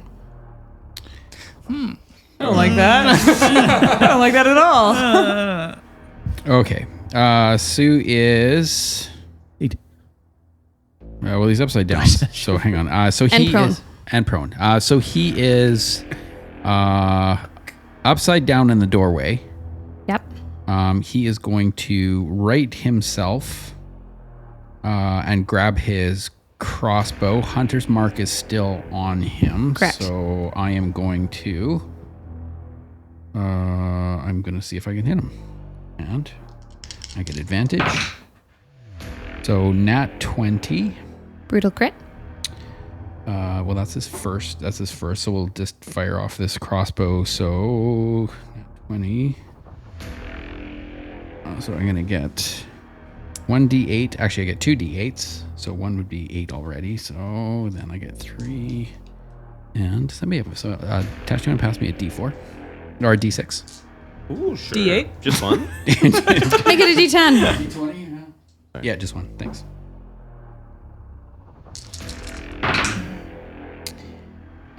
Six and 6 is 12. 12, 12, and that 8 would be 20, 24, 25. 25 plus his modifier is another 5, so that would be 30. That would be his first attack. Second attack, again with advantage. I'm sorry, 30 for the first? 30 for the first. That was with the... Oh, actually, I gotta... Hang on. I gotta one more D8 because I only... plus 7, so 37 damage. Yeah, you watch as this crossbow bolt goes through what now appears to be almost like a black mist that surrounds Kale very closely, almost like some kind of magical armor, though not one like you've seen before. And as the bolt goes through it, there's almost like a spark. And yeah, it sinks in. Okay. Would Sue know if it's actually doing any damage? Yeah, I'm gonna say without having to roll, this did the full 37 damage. Perfect. Okay, so Sue's gonna shoot again because he gets 2 shots. Do it. So that is a 2 and an 18. So 18 and 10 would be 28. Hits. So that's good. That's very good. Take it. Things are going well. So that's 1d8 plus of those because of the sneak attack. Nope, because he doesn't get sneak attack on the second one. Right, he only gets sneak attack once. So 1d8 plus 5. So 5 and 5 is 10. Okay, so 10 more damage on top of that. Amazing. Yeah, you watch the second bolt sink in. Kale reaches down and he pulls one out of his side, and that one sort of snaps as it comes out, and you can see that the bolt has broken inside of him. And he throws that one to the ground, and he pulls another one out of his chest, though missed his heart. This one comes out a little cleaner, and he says, "My turn." And he is going to flick that one back your way. There's going to be a 23 to hit. 23 to hit. Yeah, that hits. That hits, yes. That hits. Okay. That is going to be... my math is terrible. 13, 23 points of radiant damage.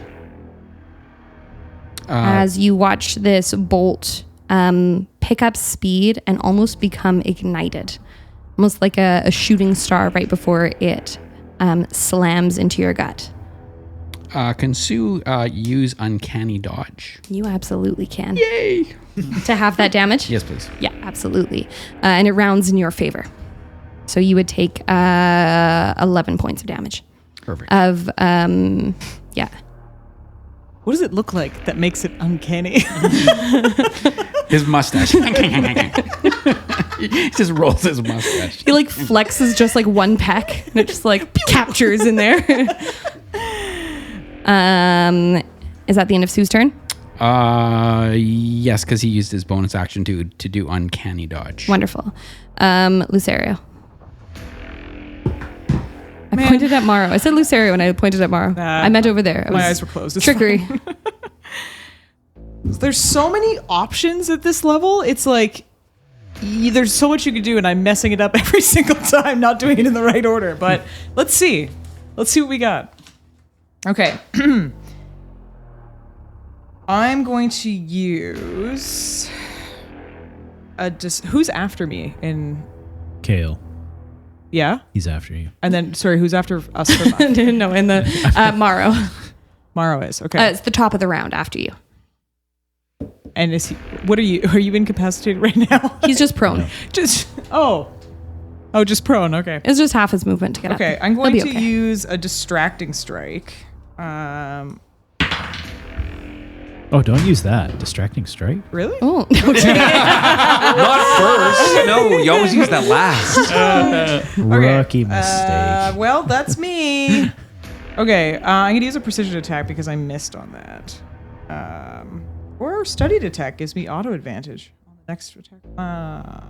No, it's precision. Okay. 8 plus 18 plus 9. That's fine. That hits. 25. Yep. Yeah. Absolutely hits. Wait. My math's wrong. 18. 8 It's a hits, yeah. Yeah. Don't worry about it. Okay, so then that's You've not actually found his exact AC yet. 24. 24 hits. Keeps I didn't say 24 was the...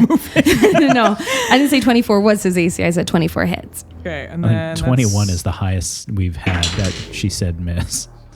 Yeah, So that's it's true. 22 to 23. 3. So that's 8 damage. Okay. And so the way this plus the super, yes, that was 8. No, that wasn't it.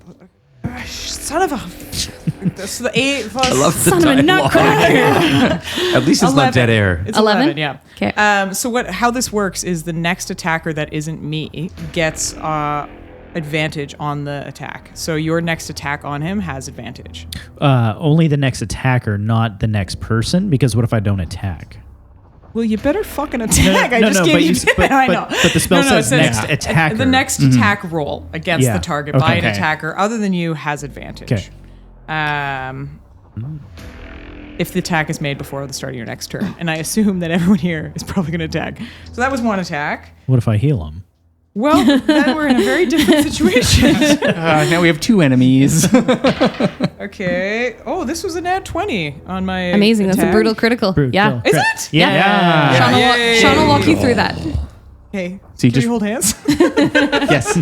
Don't screw it up. You can do it. Sorry, I'm sweating. It's very Okay, that wet. was a plus 4. It's 5 damage, I guess. But So you then- just oh, add wait. 8 to it. 8, okay. Yeah. What did we say? 4? 5? You said Yeah, 5 plus 5 8. plus 8 is 12. 13. Christ There you go. almighty. Second one. Got it. Okay, that was my second attack. Good job. End of your turn? No, I have a third attack. Everyone has to live through this torture. No, you're good. No, yeah, keep going now. Do it. That's how you do it. One more. Now it's done, done, done. Nice. that's stuck in my head. 15 plus 9. That also hits. And that's another D8 plus 4.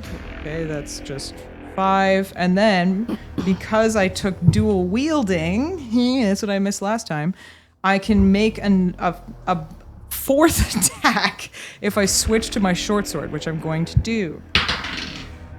Another nat 20. What? Hey! Amazing. So that's a D6 plus 4 piercing.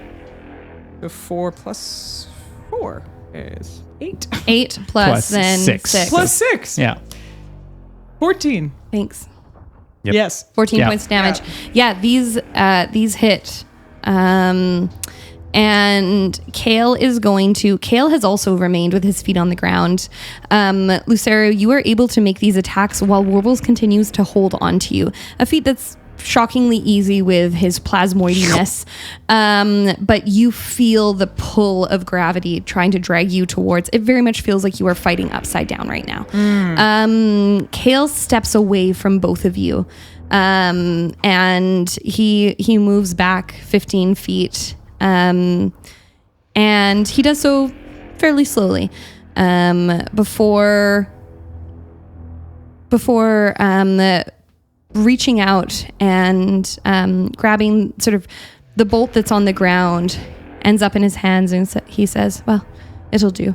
And he's going to send it back your way using a legendary action. Does it have to be legendary? It does have to be legendary. And that is a 23 to hit. Yes. Okay. Okay. Well, I could do that, I guess. That is going to be 24 points of damage as the arrow hits. Okay, I'm going to use a parry. To reduce the damage. Perfect. And what was I? Great. Well, there. Okay, thanks. So 1. Perfect. Reduce it by. I guess the last weapon I was holding was Dex, so that's 5. I reduced it by 5. Thank you very much. Sounds good. That was 24 damage. Yeah. Reduced by 5. Something like that. Yeah. Cool. Look good, Lucerio. Keep doing your thing. Top of the round. The clouds above you begin to crackle, and you all feel this, but I feel like Mawrow feels it the most as the hair all over his body begins to stand up. I need Sue's also looking very nervous. I need everybody to roll me a dexterity saving throw, including Eldric. including Eldric. Eldric's just like Walking in slow motion. Walks 30 feet and then stands and waits. Away downtown. Walks 30 feet, stands and waits. Okay. Dex save. 14 for Mawrow. 14, fail, 15 for Sue. fail, 26 for Warbles. fail. What? What? Just kidding. I just wanted to see your face. Sorry, Sean. I'm just hearing the crunch of Bastion's chest plate. I'm so sorry. It was just really funny to see. How does Lucerio do? You can remember that for next time. Next time, buddy, it's coming way quicker than that. Every campaign, I just get backstabbed. No. These stream deck noises are going on everybody's campaign. God damn it. Oh, okay. Did Now I we need use to build a Indomitable collection. last time? I think I could do it twice per long rest. I didn't. Okay, so re-roll and add a bonus of 16. Fucking natural 1? Okay. You have Plus. too many 20s. Yeah. It doesn't matter. You don't need to add. You're still Yeah. playing by yourself at this point. Yeah. What's happening over there? So we have 3 fails, 1 success. You are going to take half of this as bolts of lightning come down and strike you all. I'm immune to lightning. 6, 7, 8, 9, 10, 12, 14, Mawrow conducts lightning. 14, 18, 25, and I can't read that dice. It's a 1. It's a 1. It's definitely a 4. 25, 29 points of lightning damage, halved for you in your favor. I have evasion. You take nothing. You take fuck all. You get a little zap because you're still holding on to Lucerio. Yeah. Wait, I think I have evasion too. Hang on. Invasion? What did you say, Sean? I think I got something like that. Passive perception. How much was it? I perceive through the 24? lightning. 29. 29. Or 20. 29. Yeah, 29. Then it was 29. halved. Or what did I say? 29. 29, Yeah. yeah. And then halved in Warbles' favor. And then halved again, and then halved again. And then halved again and again until there's nothing Well, technically, pi. if you're always halving, there would never be nothing. in his favor, though. So Yeah. eventually it would. Yeah, eventually. Was it a Well, dex save? Was it a dex saving throw? actually- It was. So it says my evasion. I can use evasion. Ooh. When you're subject to an effect, blah blah blah, with a max dex saving throw. When I fail, you can use this feature to half the damage. Yeah. So you will take half of 29. And then math. Yeah. Yes. 14. 14. Lucerio? I missed my piercing bonuses when I critted. Don't we all? Oh, I miss them so much. Lucerio, did you take your damage? Yes. Okay, good. Mawrow, it is your turn. Mawrow is going to stand up using half his move action because Yes. he's prone, and he'll say, "Oh, come on, you guys. He's named after a bloody vegetable." That's his Inspiring word. Yeah, that's his bardic inspiration to everybody. So everybody gets a D10 for bardic inspiration. Oh yeah. And then he's going to look at Yeah. Yeah. Look. Way ahead of you. Good. he's going to look at Kale and cast it's called on my sheet Otto's Irresistible Dance, but I think I sent it to you that we renamed it, called it the Drowner's Thrash. Yes. Which makes it look like someone that's in natural air drowning, choking. Anyways, so I cast the Drowner's Thrash on him. He needs to make a Wisdom 18 save. I've seen that one before. In the mosh pits. Wisdom 18? Yeah. That is going to be a 26. I'm going to use a luck to get you to roll again. That is going to be a 29. Motherfucker. Wow. No, the other way. Yeah, I didn't punch that. I'm going to undo that one. I just I can use a mind. luck to undo that luck that I used. Warbles, your turn. You have too much wisdom. Oh, has anyone used my distracting strike attack yet? The advantage? Warbles is using it right now. Yeah. Oh, the advantage. Because he's got advantage. Yeah. Oh, great. Well, great. So none of those hit. Is it only one attack or all attacks? The next attack roll. Yeah. So then I would have just. I don't know how you rule that. When you hit, just roll twice with advantage or whatever. Okay. Yeah, that's fine. That's good. It's your birthday. It's your birthday. It's your birthday. All right. Well, there's a crit. Yay! And Don't forget your piercing bonus. no kidding. What are you? What are you? No kidding. Well, there's no ones. One of those will hit. Oh, I need to cast that. I used. So that is a crit, and we're saying those are advantage. Oop. There is a 1 there, but there is also another crit. Amazing. Yeah. Okay. So that is 2 crits, 1 hit. Amazing. I don't like that statement that you're making, Chelsea. Fantastic. 6, 12, 17, 21, 25, 32, 40, and then plus the crits, 50 damage. 50. Yeah. And what Nice. kind of damage is that? It is magical bludgeoning. Emotional Thank you. damage. So Warbles, you have moved into melee for this. Yes. Can I go also ahead. use another key point and have him do another Constitution DC 16 saving throw? Yeah.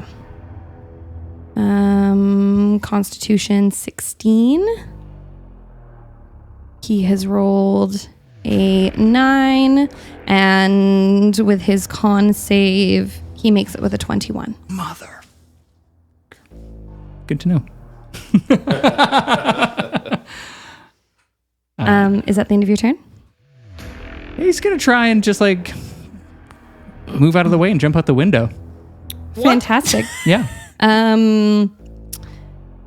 Can you describe to me how you try this? And I'm going to get you to make a dex save.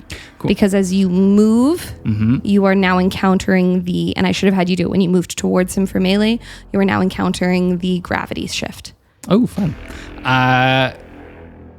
Yeah, he is going to try and like go up the wall a little bit and do a bit of a wall run away, seeing as Perfect. the Cool. That's very cool. It's a dirty 20. Dirty 20 does not make it. You are slammed into the ceiling. Rude. And you were, we did the D6 thing. I chose a dice. I can't read. 1. 1 point of damage. Take that. If it's halved in my favor, does it 0? It does. You take no damage. You jello into the ceiling. Meow. He is going to, as you slam into the ceiling, he is going to point directly at you, and a pinpoint of light shoots straight in your direction. I need you to roll me a dexterity save. Laser beams. Lasers. That's a 21. I'm going to use Disciplined Survivor, which allows me to re-roll a saving throw. That's a 27. Yeah, that's going to save. You dodge, and this pinpoint of light smashes into the ceiling beside you. I don't like that. Changed your whole accent. Kale's turn. He's going to drop his gravity free action to drop his spell. Everyone who is on the ceiling is about to smash into the ground. I will get everyone to roll me a dexterity saving throw. Everybody or anybody that was on the ceiling? Anyone 'Cause who's I was on the not. ceiling. I didn't think I was. You were on the ceiling. Oh, wait. You didn't How did save. I stand up and move? I stood up. On the ceiling. Okay. And moved. You were looking down at him. Okay. I wasn't on the ceiling. You weren't, so you were actually okay. You get a little heavier on your feet. Yeah, I'm used to that. And Dex Dex. save. Sue? Yeah. Yeah? 28. Oh, saved. Okay. 17. 5 points of damage. Also 28. Saved. Perfect. 5 points of damage for Mawrow. Mawrow, you are prone. The rest of you land on your feet. That's really ironic.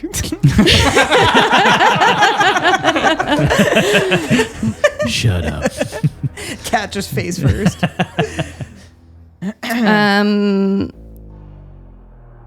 Then Yeah, you'd think with the cat I'd have like really good advantage on deck saves. I need you to all for being make prone. Another a Constitution saving throw. Oh boy. Jesus. I have really good con save. It's 1. It's 1. Yeah. 21. 21. Okay. Fail. Fuck me. 10. Fail. Fail. Fail. 7 and 4 is... Fail. 11. Kale snaps and a ball of light appears in his hand and he turns it over in his hand and then throws it into the ground and it smashes. And a brilliant light fills the space. And I just need to roll some dice. Yeah. That's Oh, yeah. No, it's cool. It's chill. If you don't mind, I'm just going to Yeah, borrow. I'm Can I just borrow a gonna- D8, please? No. It's your own D8. Thanks. I appreciate that.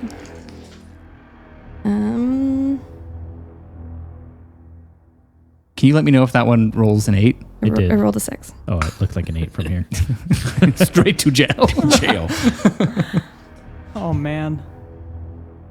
Should we try talking to him, guys? We tried. Second time? We got you out of the ropes. Come on. I'm sorry. Yeah. That was. I don't want it anymore. It's betrayed us. Yeah. You all take 42 points of damage as a searing heat washes over you. Can I use my evasion? When did you use it last? It's once per turn. Or If round, evasion's rather. only deck saves. It's only deck saves. It's only so deck no. saves. Oh. That was a No. con save. How So many- 40, how many- 42. Sue is down. Sue is down. Anyone else down? Tomorrow. No. Mara's also down. Lucerio, how you looking? I have 2 points left, but I think I'm going to try and roll a... Save your ass. Roll one of those. Your ass is gone. I'm saving mine. Yeah, something. It's something. Warbles, how you looking? 42 Warbles- points damage. Warbles is fine. He's going to use deflect fine, attack. he's fine. Shut up. Deflect attack to reduce it to 25. You still take damage? I do, yes. You are blinded and deafened. Cool. 1d10. Sue Okay. has gone down, which means you no longer have the ability to communicate either. Sweet. Okay, Everything okay. is disadvantage then. I've got a 16. Plus 16. What are you rolling? I'm rolling a second wind.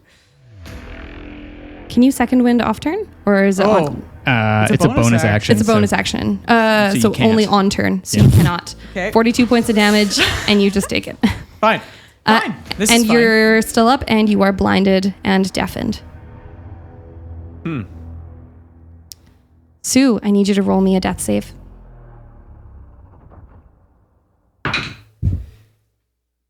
Seven.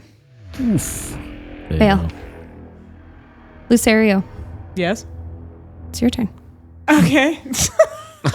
Eldric's gonna come back and everyone's just dead on the floor. What happened here? All right. Lock in, Spoondog. Let's go. Okay, that's a clip. I've made so much work for myself. Yeah. Are you close to him? No. No, I tried to get away. Yeah.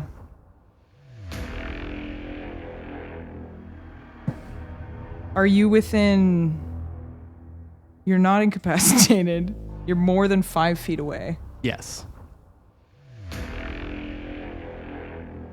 Okay, I'm going to use a bait and switch. Oof. Is there a roll for it? Yeah. So any roll is at disadvantage. Sick. Fuck. Use luck to at least level it out. Oh wait, well, it's a no. It's not a. You don't have to roll for it. It just. I see. Yeah. Okay, that's weird. And then, oh, that's nice. Okay, so this is how it works. Sorry. You roll a superiority die, switch places with a willing ally. You willing, Sean? Sure. More than 5 feet away is not incapacitated. It doesn't provoke an opportunity attack. Until the start of your next turn, you or the ally gains a bonus to your AC equal to the number on the dice. So it's a bonus of 6. Sweet. So I don't know if you need it more or I need it more. What's your... Do you have any AC? I'm okay. I mean, I don't think it fucking matters. Just want to Yeah. I got 18. Okay, for I got that. 18 as well, so I guess I'll just take it. There you go. Yeah. Because I'm a dick. Happy birthday. This guy's just going to steamroll us. Yeah, I know. Okay, so now I attack. With disadvantage. You are attacking the area you believe he last was. Great. Okay, well, wait, can I use I can't use the D10, the inspiration or whatever you gave us. Only once she gives you an answer of whether it was a pass or a fail, you can use it. Okay. Well, So it wasn't yes, a you can. pass. So fail, so you can use it Oh. if you want. If you want. If it's Would so I add it epically a to it? fail, that Yeah. if it's so epically a fail, don't use it. You know what I mean? Really a point. Okay, Yeah, so it's I close. attack. I guess So, I yeah. can do another attack. Yeah. Yeah. Okay. With disadvantage. At disadvantage, though, yeah. So roll twice. I mean, it doesn't really matter. There's both of. Okay, well, okay. Third attack, everyone. Lucy's just like, Fucking losing it, man. capital. I'm also blind. Just deaf. Just moving. Swaying. Stick your neck out. He's talking. How about you? Show yourself. I feel like he's talking louder than he even normally does because he can't hear himself. Staggering around the room. Look out, How about thee? Me Did the and last Death one are on hit? a first name basis. Would you care for me to introduce you? Can Eldric hear Lucy Did screaming? your last one hit or no? God, no, of course not. Why Okay. would it do that? End of your turn, or do you have anything else? I must have something else. Come on, guys. We're gonna just die? We're all just gonna die? I mean, Maybe? Is that what we need? End of your turn. Oh, I can second wind. I can second wind. Sure. There you go. Do it. Yeah. Hey. That's adding. 1d10. Plus It took me a 16. second, but I got there. 21 plus 21. So I'm back up to 24 hit points. 24 hit points. Amazing. My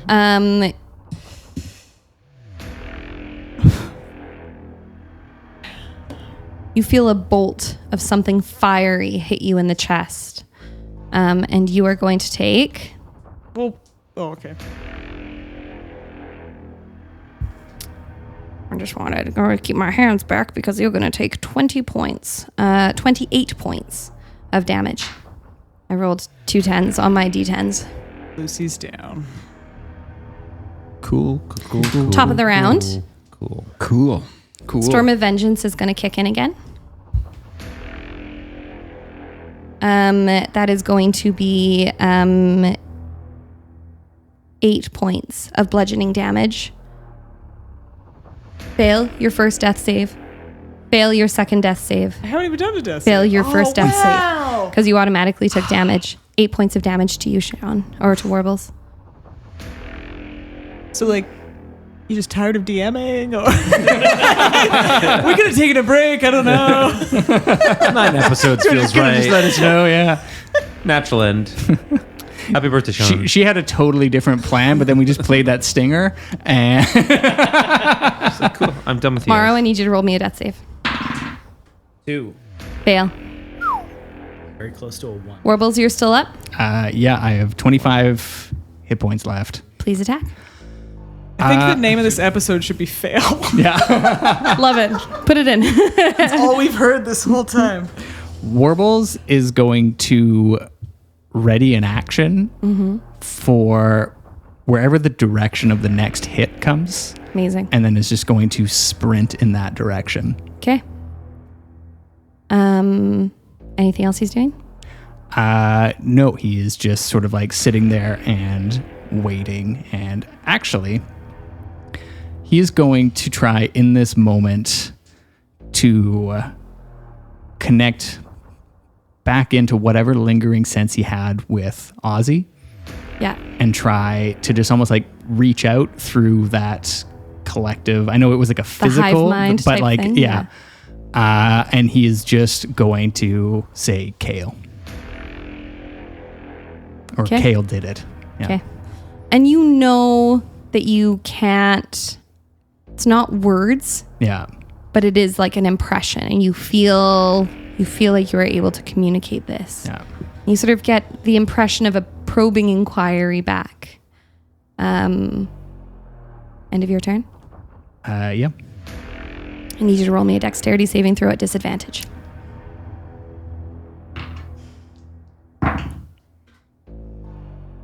It's a 13. Fail. That is going to be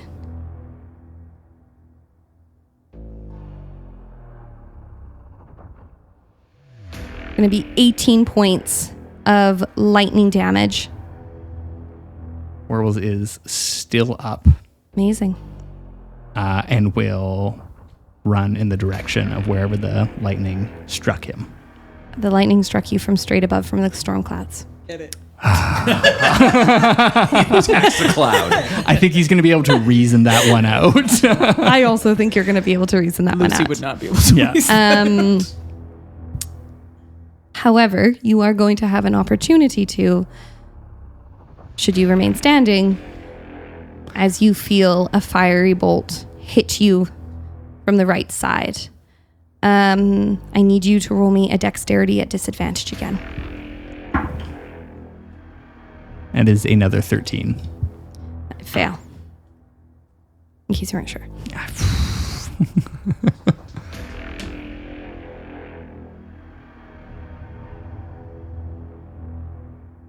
That is going to be 19 points of damage. And Warbles is down. Warbles is down. I'm not going to ask you all to roll death saves. Because should any of you find your way back to stability, that is quickly shut down. I have oyster sauce.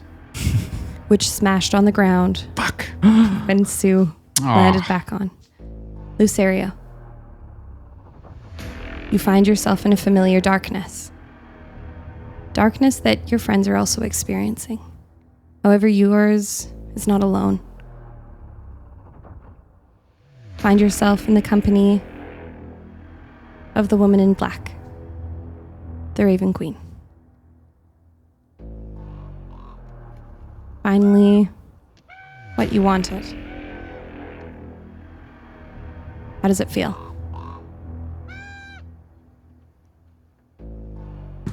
Unsatisfying. She stares at you in silence. Do you speak with her? Only if she speaks to me. She looks at you, disappointed. She looks at your ring on your finger, shakes her head. I can't claim you. I understand. Not because I do not want to. Your soul has been claimed by another. I know. And she turns. She walks away. The darkness surrounds you. Eldric. You return to the villa. You enter. The atrium is cluttered, messy. The first thing you see are black boots laying on the ground of the doorway. Sue's. Beyond that, you see the form of Mawrow. The silence in the house. You don't need to get to the doorway to know that you will also see Lucerio and also see Warbles on the ground. But when you get there, it is just as gut-wrenching. Seated, not at the table, but on the table. Feet up on a chair, is Kale. And in his hand, he holds some sheets of paper. He doesn't look at you, but he addresses you. I think it's time we had a chat. And that is where we're going to take our break.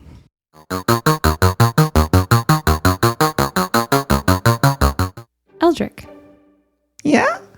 Oh, wait, I thought we were doing the arms of an angel and the in memoriam of the entire crew. This campaign is brought to you by... Wait, Eldric's not dead yet. I don't know that. Yeah. song. Yeah, guys. You stand Yes, DM? This is some surrounded chocolate, by your dead friends. And Kale sits across from you. I'm going to use my speech of Beast and Leaf to speak with Kale.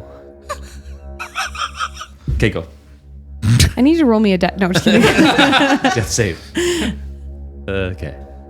And he has said to you, we need to talk.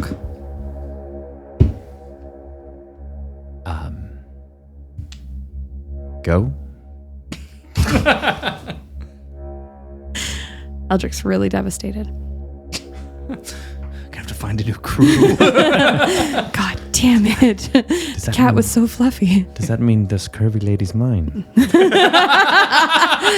don't know what happened. Mawrow rolls over. I'd like to make you a deal. I feel like that's not something I really have say in at this moment. You have a say. You always have choice. Freedom of decision. Fair. I have 4 scrolls of Ray's dead. I will exchange each one for a piece of information.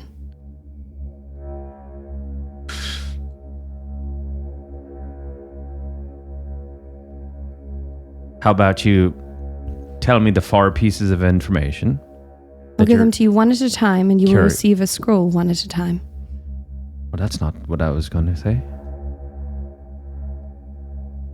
But you, as he looks around at everyone laying on the floor, seem to be in the position of control right now, so... Yes, it was time to take back my power. Since your friends chose to take what belongs to me, you all had the opportunity to talk. You decided not to be honest. You decided to steal. You decided to accuse me. And I have taught your friends a lesson. So this is about your hurt ego then? This is about the fact that you have told me you are here to do something very important, and yet you're fucking about. We can leave this permanent and I'll leave. No skin off my back. Or you can give me what I'm here for. You can have your friends back. I'll hear your questions. God, I'm so glad it's not Mawrow having this conversation. Fuck you. I've done this before. Get a new crew. 3rd time's the charm. The new crew. Verbatim. The new crew's just Enzo.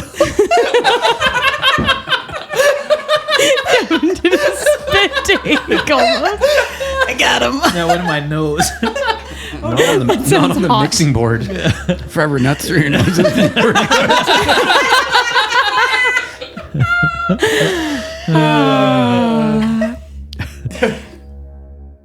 Bring it back. Wait, my laughs. Okay.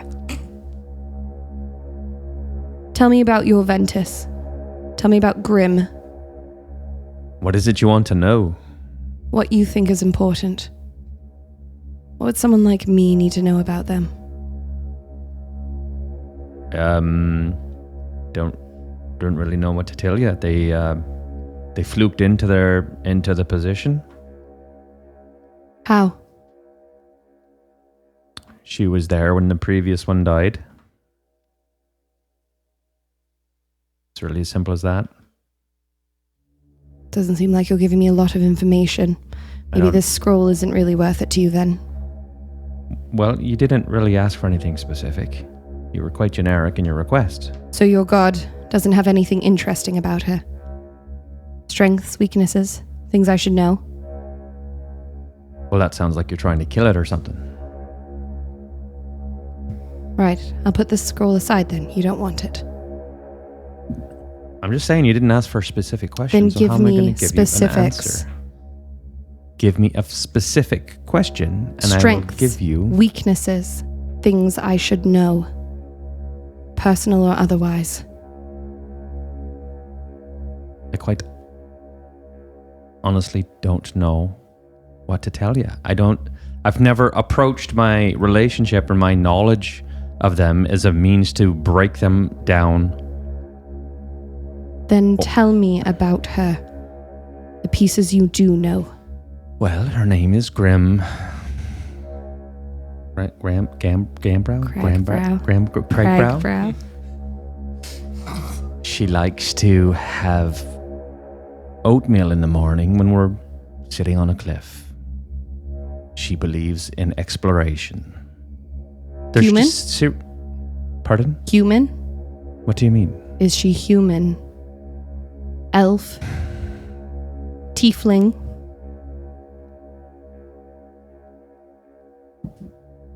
She has red hair.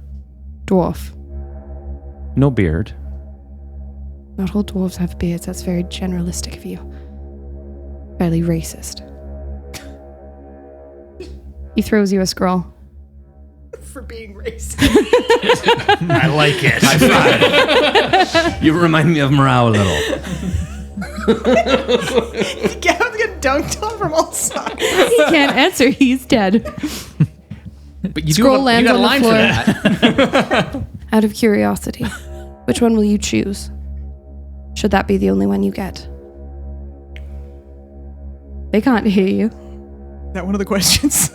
No, it's not. Do they actually appear dead? They Like are if you dead. scan, like there's no like breathing, they're dead. not unconscious. They're actually like dead. I mean, I do have Revivify. Revivify is 1 minute. Oh. You have returned to cold bodies. Who'd I use first? I mean, I hate to do anything purely out of act of loyalty, but I would have to go for the captain. Question 2. Where and when did she become Ventus? I don't know the date specifically, but several years before I met her. I can provide some piece of information here, if you would like. Okay. Whether or not you choose to share it is up to Eldric. But this remember you the- would know. Okay. You would know that she became Ventus near Breath, in the mountains near Breath. And that she became Ventus about 20 years before you met her. And you would have your own time that you could give him, should you choose to do so. I haven't Right. provided years, but you would be able to specify. Those Those are pieces you would know. Breath is Like the endless geographically isles. related to where we are now. Where is that? That is Basically, that is where you are now. Yeah. Yeah. I would give him that in a slightly more generic. You know, it was in this general area of the world. It was a decade, maybe two, before I ever met her. And like I said earlier, what I understand is she happened to be there when he died in a battle, and ball of energy rose, and she touched it out of curiosity, and poof. And that is how she became a god. In that moment, that is what I understand. I don't know if Ventus was studying her, tracking her. I don't know the existence of their relationship before that, other than she did know the man that Ventus was in at that time. Did she give you a name? I don't think so. She didn't. He throws you the second scroll. Who would be your second choice? Out of curiosity. Would you allow me at least a question in between? Of course. I may not answer. Well, you seem to be digging for very specific information. I am. You seem to be the most learned of this topic of ascension. So shall I assume what is obvious what I am assuming? Question 3. Do you follow Ventus or do you follow Grim? That's not very fair. Do I follow Ventus or do I follow Grim? Why are you trying to separate them? I didn't know Grim before Ventus. So to me, it's one and the same. That answers my question. He throws down the third one. He holds on to the last scroll for a long time. He looks at the people around him. Question 4. Did she tell you how I died? She didn't tell me anything of you. Other than you were a contact that Archie had for us. Did she tell you in the time that she became Ventus how I died?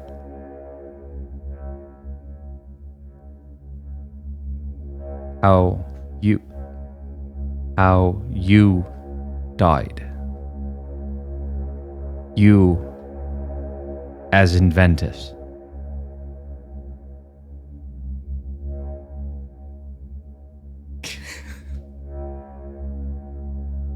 You're Ventus. Fuck.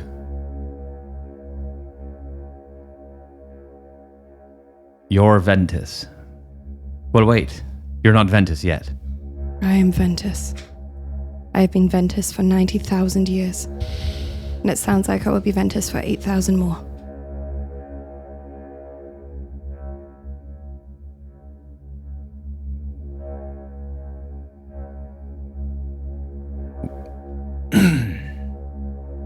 Why do you care about that answer so much? You can't prevent it. Everything that's already happened has happened. You told me that. Well, she told me that, but I don't know how that part works. Everything that has happened has already happened. I am curious about my own demise, something I have thought about for millennia. Something I had hoped would come sooner than 8,000 years, but I will wait. Must suck to be alive that long. Really? He reaches in his pocket and he pulls out a bundle of threads, carefully tied together by another thread. In it, hundreds of tiny little threads from fabrics, clothes, some worn, some torn, some snipped neatly. I have watched so many people die in my time. Did she tell you how I die? You said a battle. Yes? With who? Takes a lot to kill a god. Oh, do I have that? No. Do we have that? Roll me a history. No. Natural 1. You do not recall. Wait, I have oh no, I used my advantage already, didn't I? I do not recall, but I kind of do. Here, typically, goes. Do you believe it's in one of your notes? Do I believe it's in one of my notes? I don't think so. Okay. I think I just know that she died or that he died in a battle. Oh wait, no. Never mind. No. He drops the fourth scroll. I have a process question for you. What? I'm a little bit confused on. What? If you're a god already, my understanding is you become a lich by failing your ascension to godship. If you're already a god. I'm not a fucking lich. Nor am I trying to be one. Oh. Nor does it seem I am one by the time that your Grim has met me. Thank you for the name. Your book was enlightening.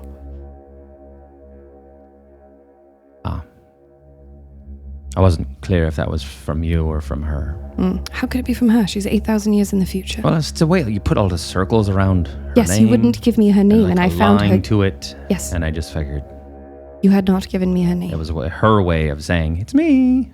That's how she would say it. She doesn't seem like the type to say, I'm a god, remember I'm a god. No, but she's my friend also. So she would say, hey, I'm over here. I'm trying to remind you something, dummy. Big guy. That's how she said. Seems like a smart lady. You're looking in the wrong places.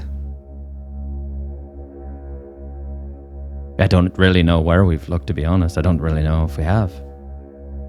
Other than you. Other than... Where should we be looking? I have no idea. Well, then how do you know we're looking in the wrong places? Because you're looking at me. Well, yeah. What's with the Chimera creations then? Not mine. Then why is your hand all over that lab we found? It's not. I do not understand. Oh. Why do you think it is mine? Your friends came in, stole my things. I don't know all that. Do I? Well, he's telling you. Okay. He indicates to the camping gear behind you. Piled behind you. We wanted a long camp. Well, why were they all so convinced then? I have no idea. You really don't have any idea? I have no idea. You could raise them, or we could cast Speak with Dead, which would be less grisly for you. Well, how am I going to know that if I raise them now, you're not just going to knock them down again? You don't. Cool.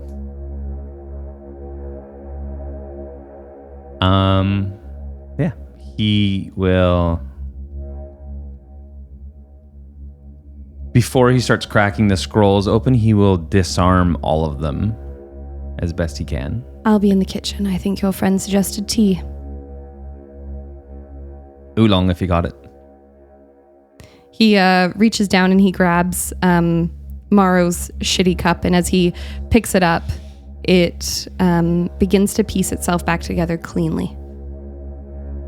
And he moves into the kitchen. You are essentially alone now.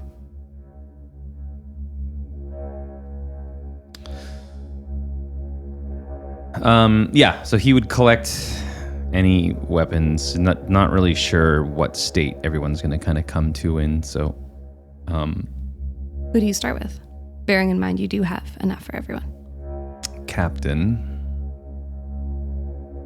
How does Mawrow come up from death? And what was death like for Mawrow? Mawrow sits up and wonders if he's alive or in a dream, seeing his crew on the ground minus Eldric. Doesn't see Kale anywhere. And his death was him replaying the mistakes that he'd made up to this point, one after another, that had compounded, getting him into this very position. And the thought of whether it was worth it or not, and the frightening thing to him in that moment before it all went black was that he had no regrets. He sits up, looks around. Well, we won then. Where is he? He's Ventus, not the Lich. Who's Ventus? Kale. Mawrow stands up and sits on a seat and looks around. He can't be. Oh, he certainly is. How? He's been Ventus for 90,000 years. I thought Grim was Ventus. Grim is Ventus, the next one. Are you trying to tell me that Grim killed Kale? No. Grim was there when Kale was killed. So we've been running in the wrong direction. This is exactly what he said. And also the DM is aggressively nodding. I made such a nice character for you guys.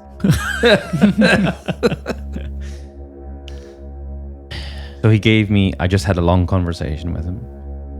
He gave me scrolls to bring everyone back. But I had to give him a bit of an information dump on everything I know. What did you tell him? Everything I know. Most specifically as to do with Grim and her turn at the wheel.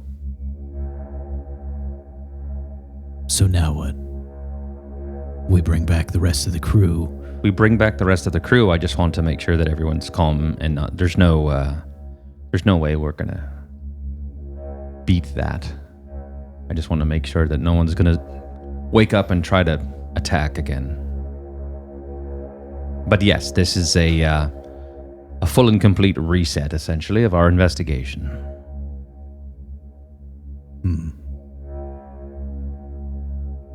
Why would he bring us back if it makes no difference? He's already Ventus. Well, this is a confusing part, really. Because kind of, sort of, he sent us here to do this mission in the first place. And so, he's just kind of recoursing us. Putting us back on track.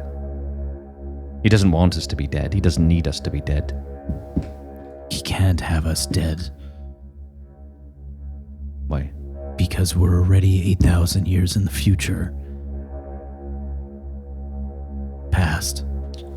I'm confused. It's already happened. I'll wake the others, and as I bring them up, just try to pass on what we're talking about here, and we'll have to figure out the next move. Yeah, go. Mawrow's going to stand up and go to the kitchen. Oh, fuck. Without his weapons. But you can wake everybody up.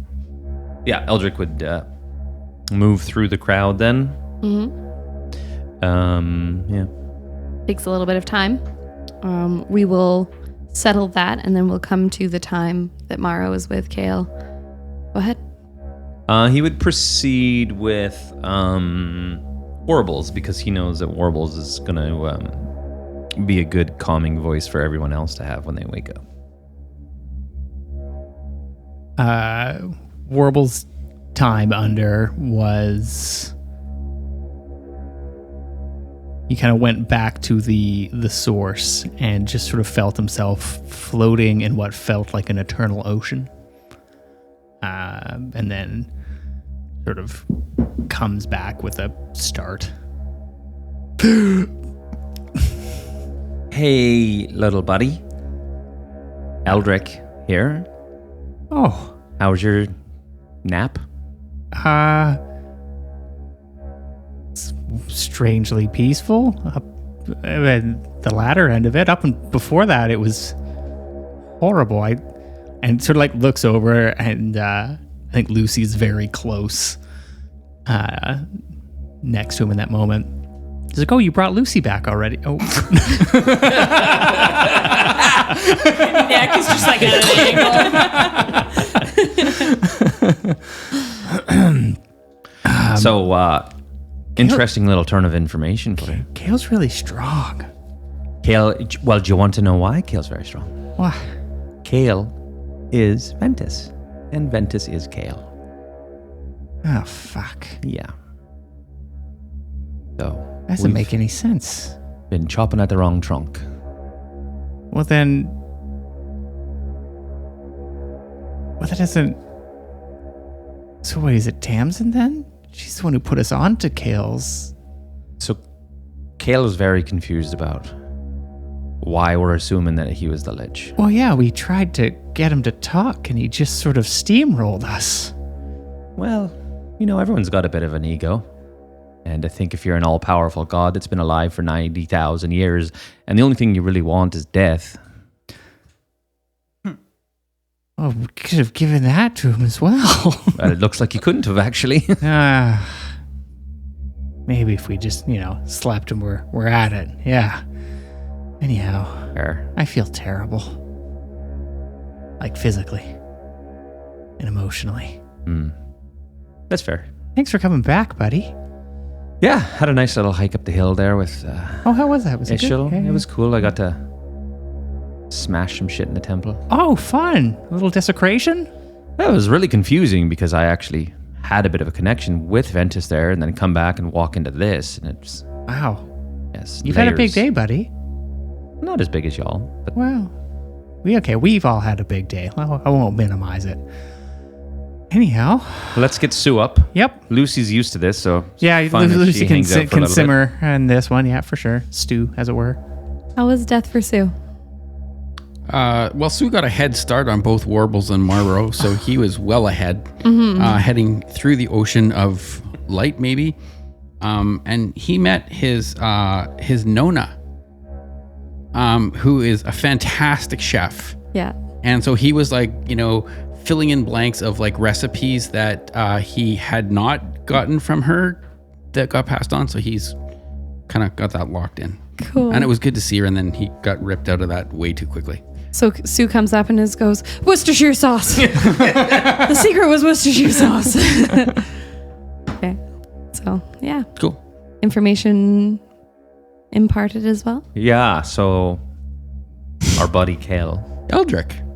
Hey, Eldric here. Yeah. How are you feeling? Better now. Yeah. Good. Yeah. So I came back to just Kale sitting here waiting for me. Kale gave me some great information about all sorts of things, but turns out we're going to have to redirect our investigation a little bit. But all the things are pointing to him.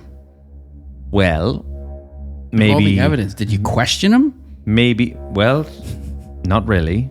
Because Kale is Ventus, so there's a lot of power in that, power and Ventus. in being a god. What kind of god are we talking?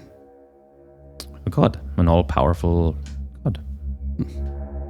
Like one of the top level, not like the demi ones, like up there. Top of the willow tree, as they say. So, Deep roots? pretty deep. Okay. Warbles was suggesting maybe it's Tamsin, if she was the one that redirected us. And Lucy's waking up on her own over there with those sniffy giggles. Must be having some funny dreams. Her feet are going like this. Good dog sleep. Yeah, so we're just going to wake Lucy up, and then Kale's still in the kitchen making us some awesome tea. So, Oh, God, I hope he doesn't burn it. Okay. And before Eldric goes to wake Lucy up, Warbles is going to stop his hand, and he's going to pull out some waxed cotton for his ears. He's like, I think this is going to be a loud one. a little dramatic. Yeah. And he's going to pass it out and put it in whatever equivalent. You do the raised dead scroll. And Lucy comes back, but Lucerio, death was lonely for you. It was dark, a sea of nothingness, and an acute awareness of time passing. No Raven Queen, no promised peace, no chance well, for any of the things that you wanted. And then you were back. The land of the living, well, as living as you get. How's Lucy? I think it was worse than that for Lucy. I'm imagining him in this sea of nothing, replaying all of the faces of the people he damned to their death by sending them to the Tide Sovereign. And all of them, their drowned faces, forming links in a chain that is eventually wrapped around the Lich. And he can't stop it. And he's watching how these human chain links of drowned damned souls are formed.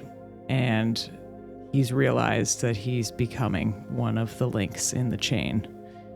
And it's torture. It's a living nightmare. And it's why he sleeps under the bed every night, because he wakes up normally screaming, because that's what is haunted in his visions and his dreams, as the souls of the people that he damned.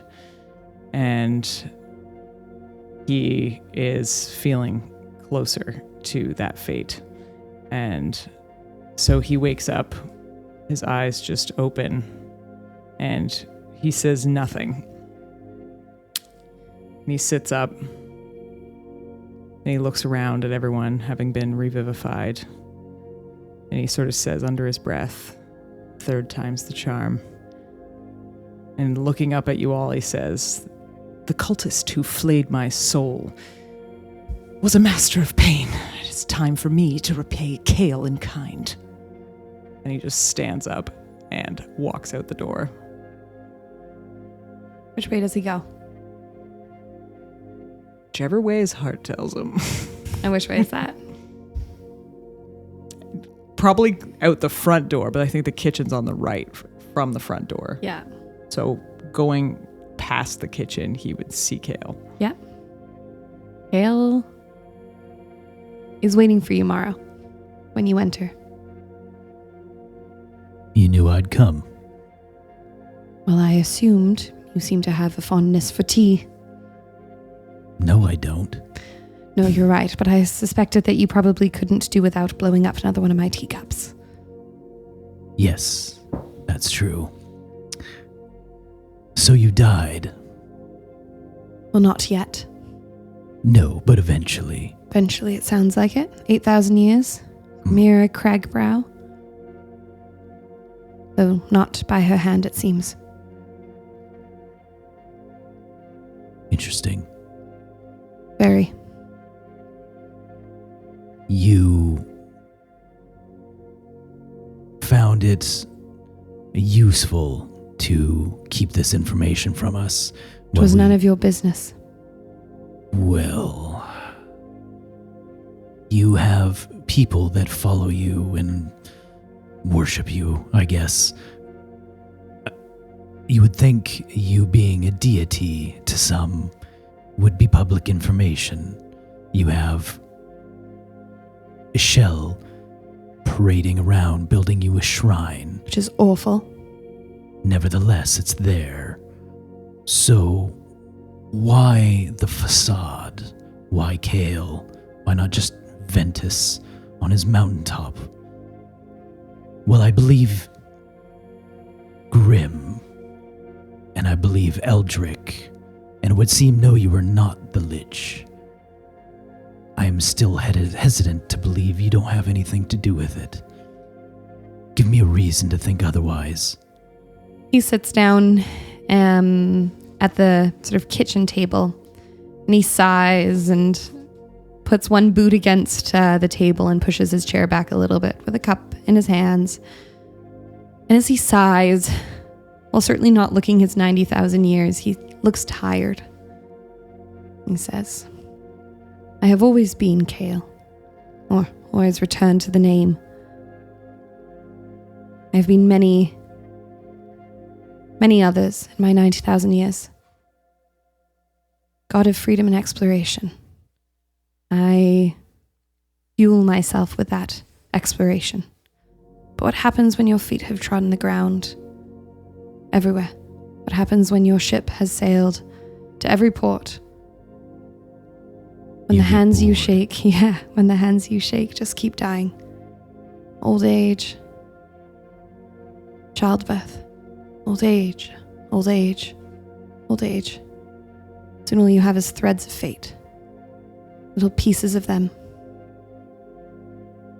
And I tried, absolutely tried. I tried to sit there and make something new for the followers. Not to reveal myself, but to give someone something to follow. I just sat there and wrote bitterness. Following the wind and some other bullshit. It is very lonely being a god. Say, I should take my throne. I should say, everyone, I am Ventus. Kale is no more. Will they still talk to me of little things? Will they still share their little joys and the little sorrows? Will I be able to have tea in my office? Have some foolish cat come in and blow up my teacup? How do you make a god? How do you claim godhood, Captain Mawrow? Out of the two of us, clearly you're the only one that knows that. You kill a god, or God dies near your hands. And which was it for you? Coincidence. I was one of the few remaining in a temple massacre. My predecessor thought that she could spread the good word better if people knew who she was. Tell people to go out and explore, and it put a target on her back. The only reason I wasn't targeted in the same massacre, the chair I was stuck in, because my feet could not take me anywhere else. Very sickly child, you see. Loved the idea of exploration, but I had to do it from my books. Last survivor in a massacre. Sat there watching my god bleeding out. A strange feather floated above a corpse. So yes, I could take a throne, put a target on my back, and that does no one any good. And who's to say who might take the next mantle? Sounds like it's this grim Cragbrow. I owe it to her to keep quiet, to continue living my humble life, answering prayers when needed, and now back to exploring through books and knowledge. Because the road is very long, and at this point for me well traveled. There's nothing there for me to explore. But people, a lot to explore there.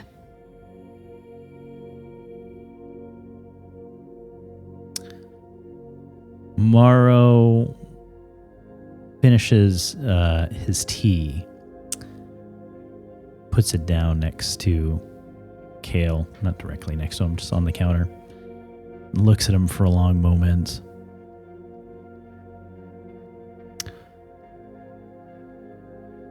Thank you for bringing me and my crew back. Yes, well, thank you for letting me take out some of my anger on you. The things you took are near and dear to me. I understand. Well, it would seem we have work to do. Yes, I think I hear the sounds of your friends. Sorry, go ahead. He can interrupt me, but Mawrow was like turning around to walk away, but would pause. Yeah, go ahead. Oh, I was just going to say he your was friends. Lucerio walks by and sees Mawrow and Kale in the kitchen. You. Hello. Cup of tea. Got the good bickies. You will not take my vengeance from me. I don't want your vengeance. There are some jam-jams, though. You will not take it from me. I still do not plan to. Doesn't sound like... Oh, you mean towards me? You can... Well, it's going to be a bit. Would you like a couple of good swipes? You would like a listening ear. I can see from your face you have the floor. He looks at the tea. he looks at the biscuits. He looks at Mawrow being calm, which is not what he was expecting from his captain, having known him and seen him in action in the last few days. And he takes this all in the span of 3 seconds. And what made him such a successful hunter in his past life is patience and his ability to wait. And so he makes the choice to wait and see what happens next, because he does not have the upper hand here, but he will get it. Perfect. Does he stay or does he leave? He grabs a couple of teacups and walks out. Okay. With tea in them? Yes. As you walk away, you take a sip. And though it smelled like oolong, when you take a sip, It's actually for those two. it's for those two. Yeah. I'm not taking any You tea. walk away then, and you look down, and in one of the cups is a single rose petal.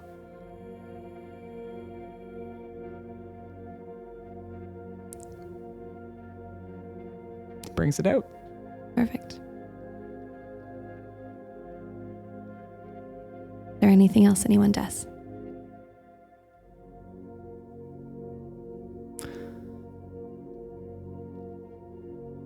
I think Warbles would look up as Lucy showed up with tea and seeing some sort of visible frustration. Want to get some fresh air? No. Fine. All right. I wouldn't miss this for the world. Noted. What time is it about? It is early evening now. Early evening? I think Warbles is going to step out for a moment just to clear his head or clear their head and take a breather. Okay. Yeah. Sue would grab a cup of tea Yeah. if it's going by. It's going by. It's actually passed to you. Excellent. And it's brewed perfectly. It's brewed to 80 degrees because 100 degrees would burn the oolong. Does he see rose petals in there? Nothing. Nothing in there. Just perfect tea. Not a message for you. Fair. Well, I guess Sue would just go in and sit with the captain and have a cup of tea. Perfect. Kind of begrudgingly drink his tea because it's perfect tea. Are you starting to feel like we're the only ones that aren't gods here? Kale's a god. The captain of the other ship is a god. You've met another god. No. Stop eavesdropping, Ventus. Only when we are just amongst each other. Kale otherwise. Yes, I'm sure I won't use that against you. I'm sure it won't come back to bite you. Mawrow just smiles and sits back and sips his tea. So there's more than one god here Well, at this time, is what I'm hearing. There's entire pantheons. Yes. Are those the flared out pants? Yes. And also big groupings of five. One second. And he reaches into a bag of holding now by his hip again. He I've pulls seen that out. before. Yeah. I'm sure you have.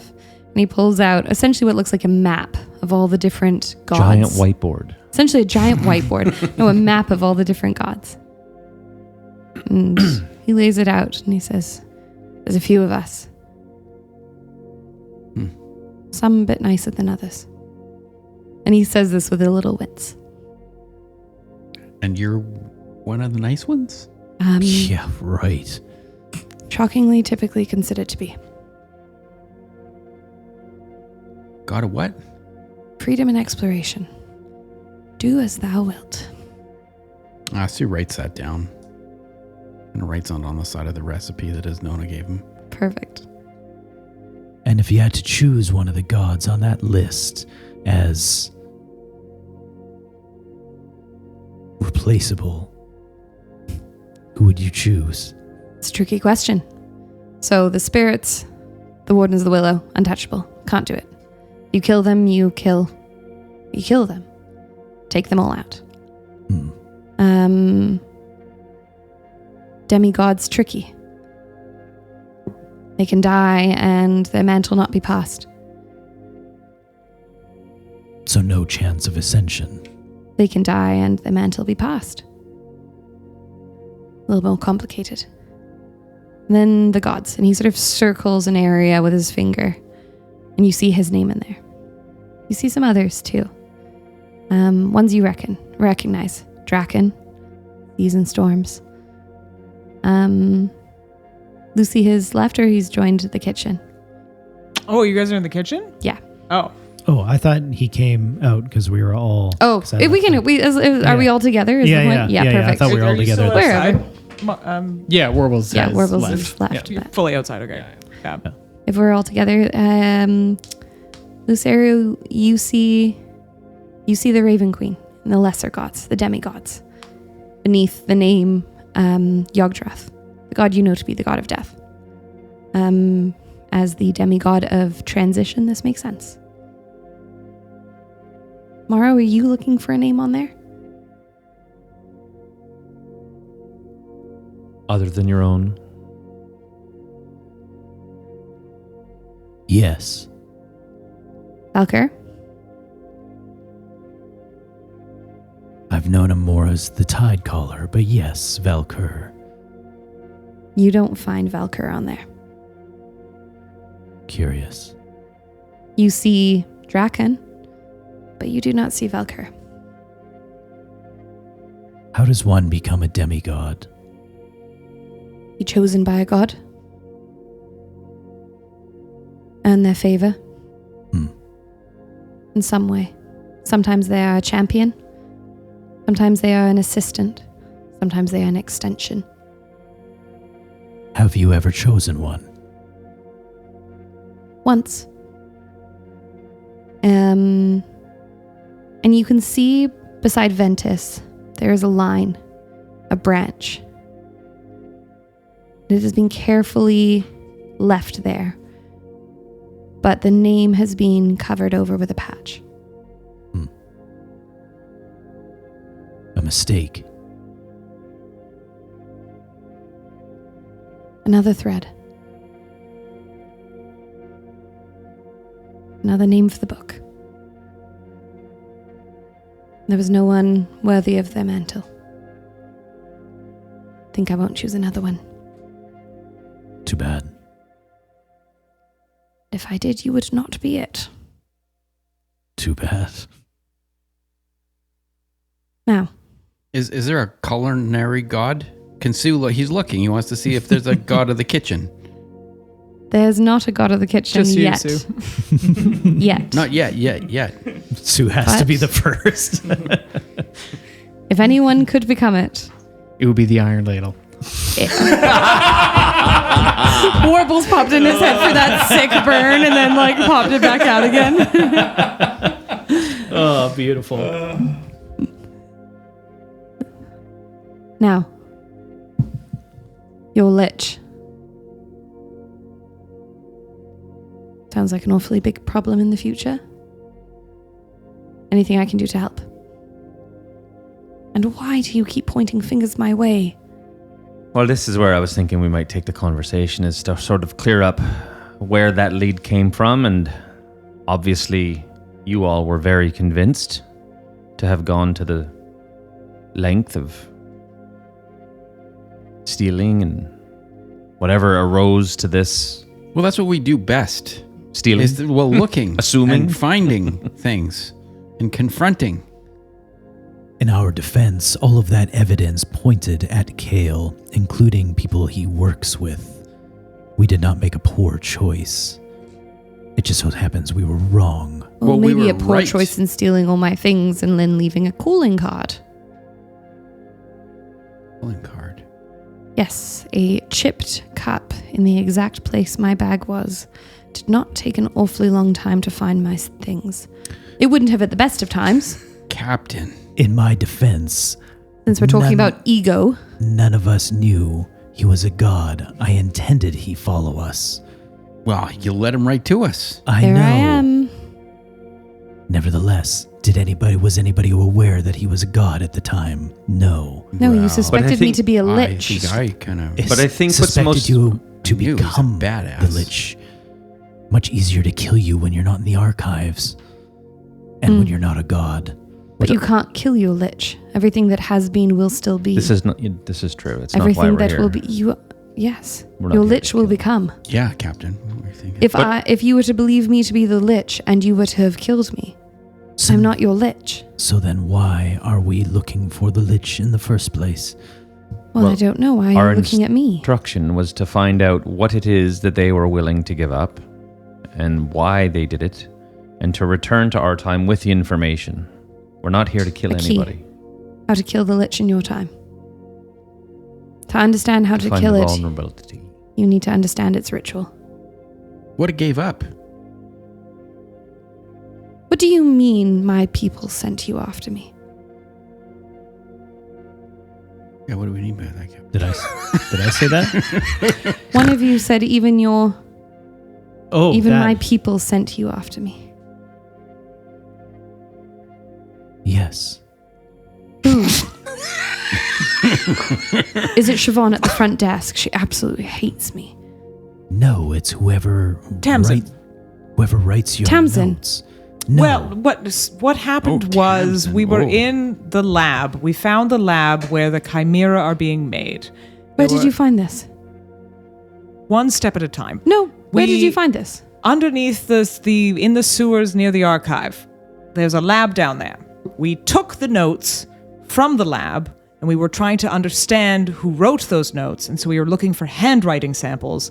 When we went to your office to search for a handwriting sample, we found one that perfectly matched, and Tamsin verified it was your handwriting. Where's the notes? Well, I guess Warbles would have them. He's gone. What was it? What was what? The notes. There was ramblings about different names, the names of the victims. There was Not in my office. no, not in your office. You're talking about the notes What in the did you lab. What in did the you take laboratory. from my office? There was a grocery list, I believe. Tamsin does my shopping. So it's her handwriting? Pass me the notes. Warbles! He's gone. Like fully gone? Yeah, I went for a walk. Summon Warbles. I cast You're a summon god. Warbles. Get him! I must go to the archive. You wait for your warbles and then meet me there. And he stands and he goes to the balcony. And with a wave of his hand, he becomes an eagle and flies, druid, and flies through the city. And that is where we will leave our session today.